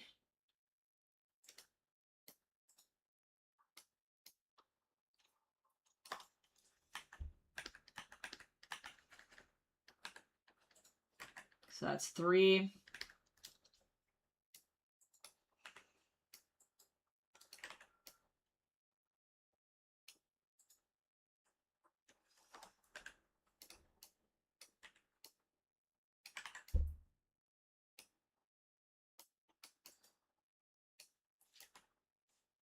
Four.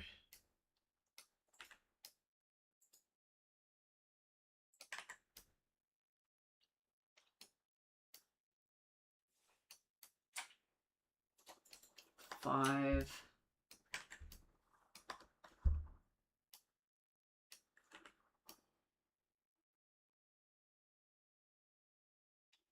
Six. I'm gonna go down the stairs. 6. One from the chair. 7.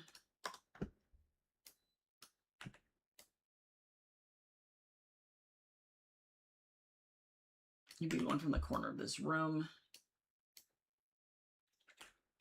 8. One from outside the window. 9.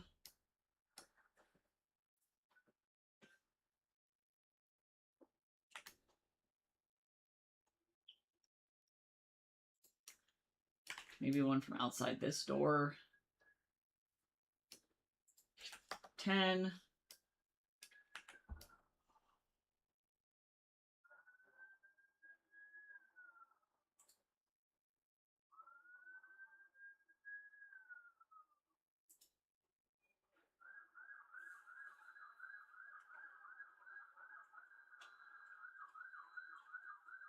Maybe from the stairs into the kitchen, the railing. That's actually a pretty common angle in this story. 11.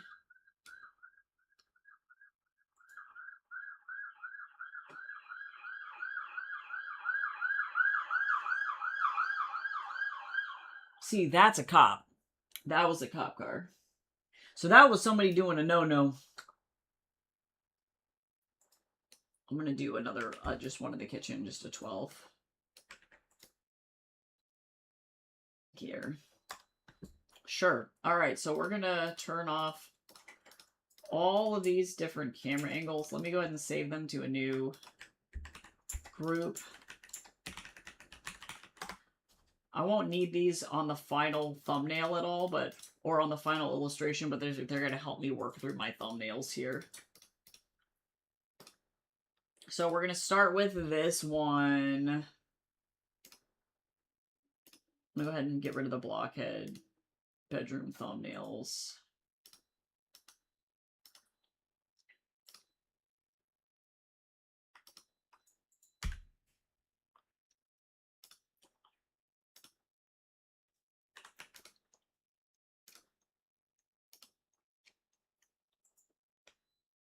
I'm going to save this. I can close it now. I'm going to open this and put it over here.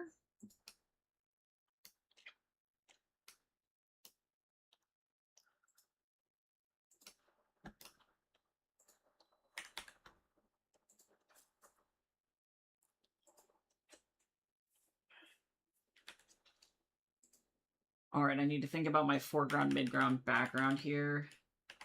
So we're going to start with foreground.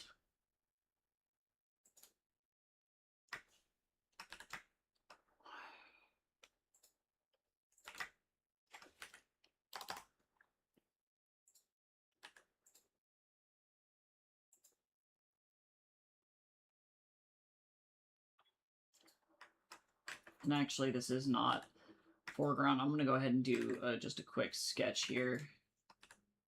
I need to remember that these little things don't need to be super, super crazy. This is the door to the basement.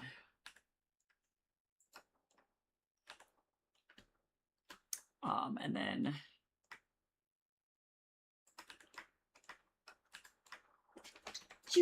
goodness. This is where the kitchen island is, right there. So I'm going to put that here, I think. And this is decor on the wall. This is just an empty wall. Because this is where the fruit bowl is. I think I'm going to do sketches of these before I go in and then put the, this is the pineapple. Before I go in and put the rest of the, shadows or, like, values in, I'm just going to call this sketch. And then if this is, like, I need to figure out where the...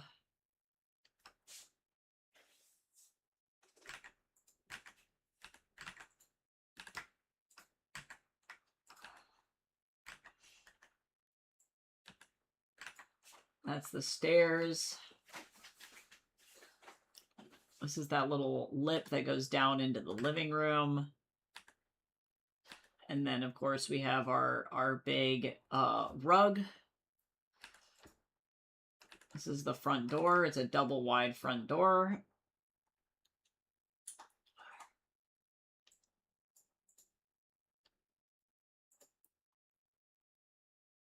And actually, I'm going to make it not this wide. Maybe I'll have like a little umbrella stand or something over here.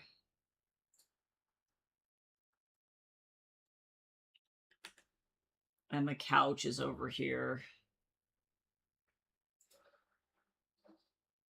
And there's not much going on. I might have like some art here.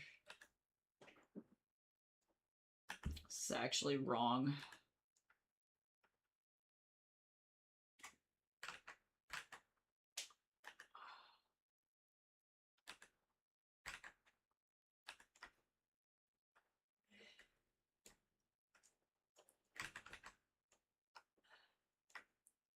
That's where the other door is.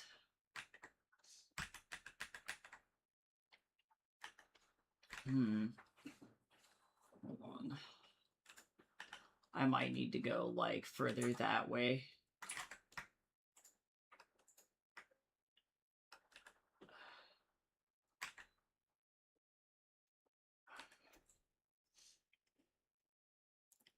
And then this needs to come. Actually, I'm gonna get rid of this.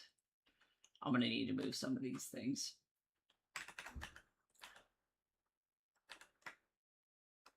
That's the edge of the stairs, which means that this needs to go back further. Perspective!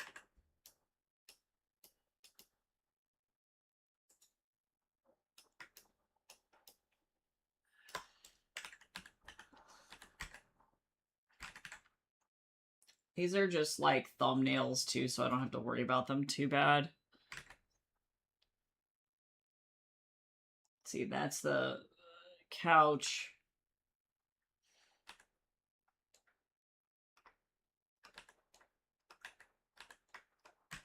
And there's like a little window right there. That'll work. All right, so now let's do the actual foreground, midground, background on here.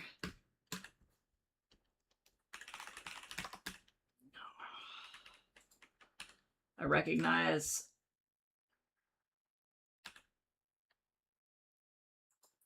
that this pineapple was not on that side of the bowl.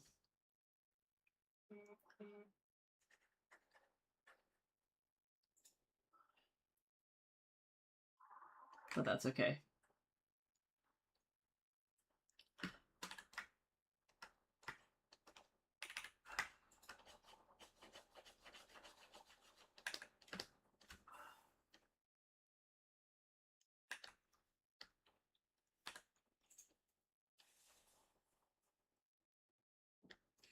Okay, all right.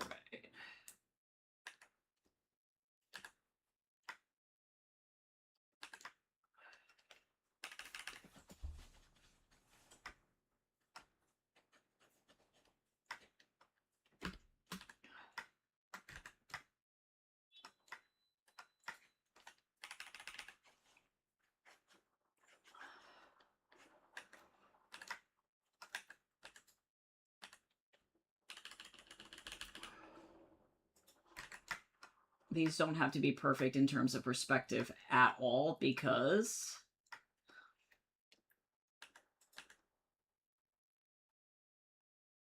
this is just for my own reference.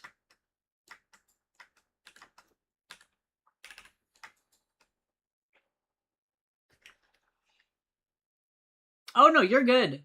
Is the cover design on the publisher's website for anyone or just signed authors? All services on the author's websites are for everybody. So effectively, Liminal House has two sides.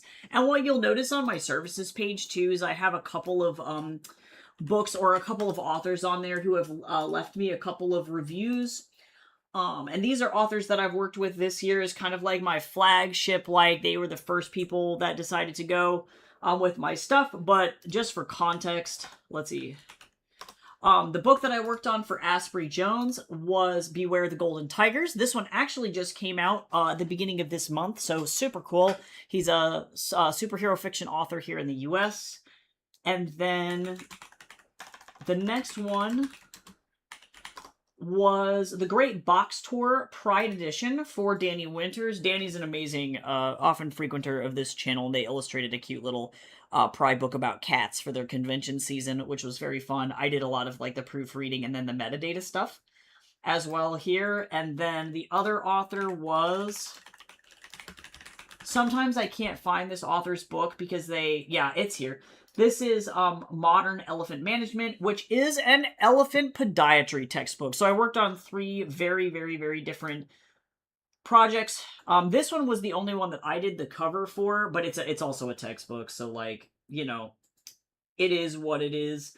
But I did also interior book design. All of the book design inside is my work, table of context, or contents and layout, images, all of that stuff. So point is that all of the author services are things that are just offered a la carte, whether to my authors or to people outside of that, and like anybody can just buy them. And then if you're a Liminal House author yourself, you get an extra added discount on top of that, because I try and offer services to people for a cheaper price if I can. But yeah, that's kind of how it works. I'm currently booked for September, or through to September, I should say. My first jobs picking up again are in September overall, and then we're just gonna kind of go from there. Something to note is that if you are in the country of Canada, which I don't think you are, but just as a disclaimer, I unfortunately at this time cannot work with any authors from Canada, simply because of the like visitors record laws that I have to adhere to. So I can work with literally any other clients from any other countries, just not Canada. So that's awkward, but we're making it happen.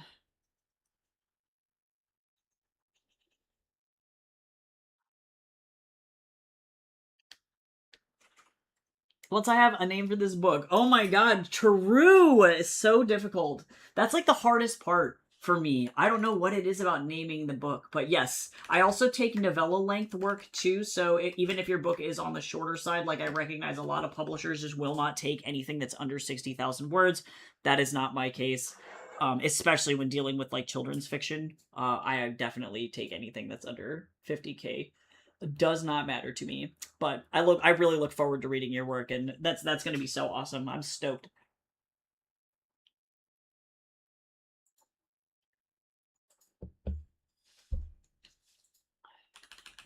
I think this is an umbrella rack.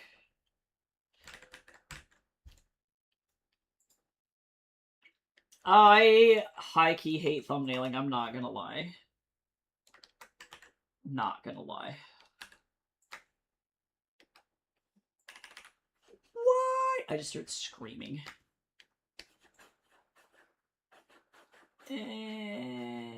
Okay.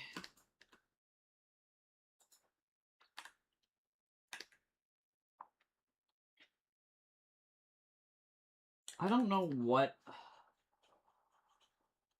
I guess I'm gonna do that. This looks like not great, but it's cool. Let's see. So now, on this new foreground layer, I don't need anything. The midground layer, I need to work with. I think that this is going to be a light-colored rug.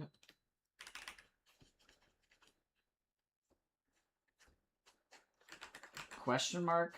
Mystery rug.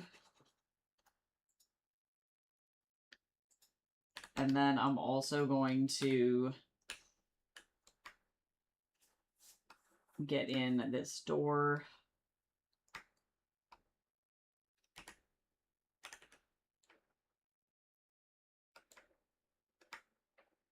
And then there's all this trim all over the place. I'm actually going to do this in the dark color, and then we're going to have maybe like a black frame, actually. Nope, black frame. I wish that this scene wasn't so crazy, but I'm glad that I have the level of detail that I do to be able to pull this off.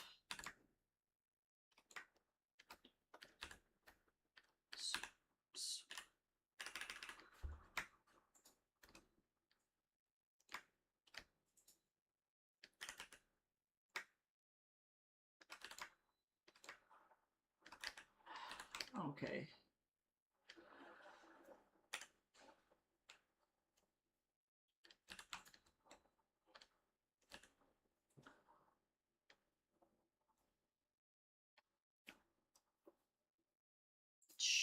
Sure.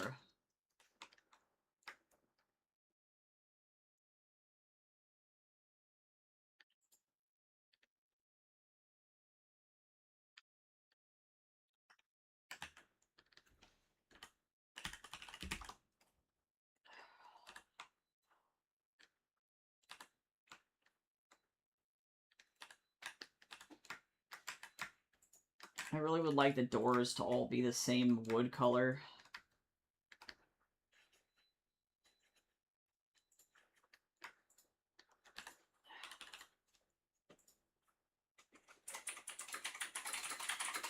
And then this is like the umbrella.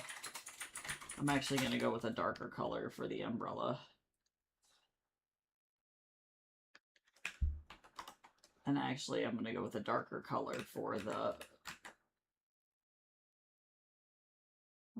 like umbrella holder instead.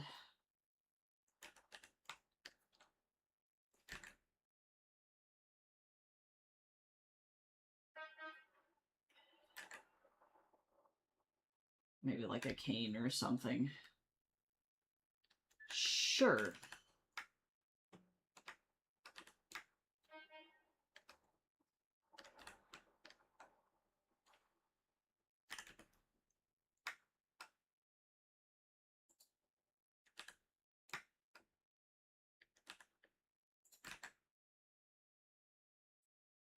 Actually, because this is an interior door, you want to know what's crazy? So the handle would actually be on the other side because the door opens that way. I know what's going on.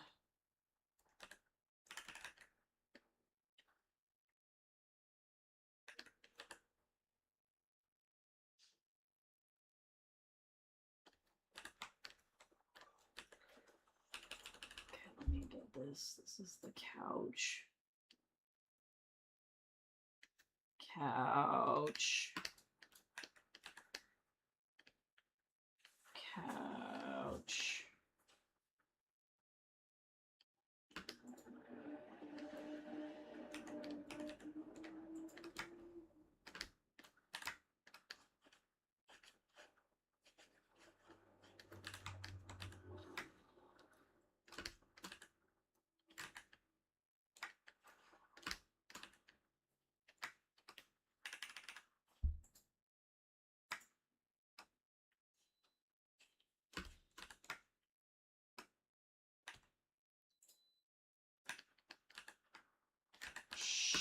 Sure.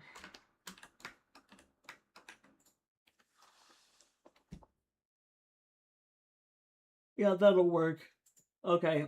Is this a more detailed thumbnail than I normally do? Yes, but am I very excited to try and get as many, like, good angles in here as possible? Yes.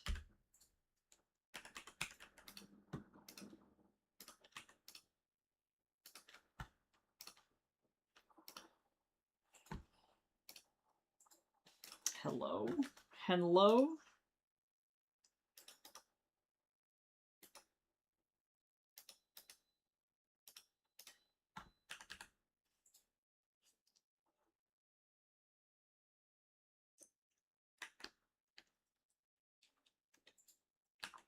Not me being completely unable to understand what I'm looking at here.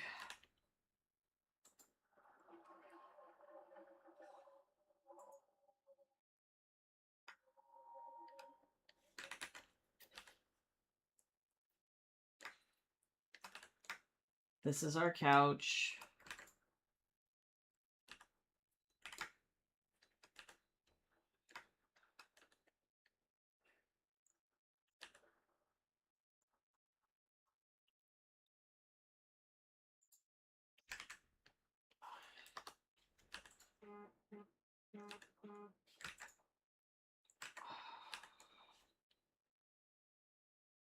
Oh, is this the worst? Maybe. Oh, hold on. I think my brain just decided that it was, like, done functioning for today. So I'm gonna go ahead and call it. I feel like getting this done is good.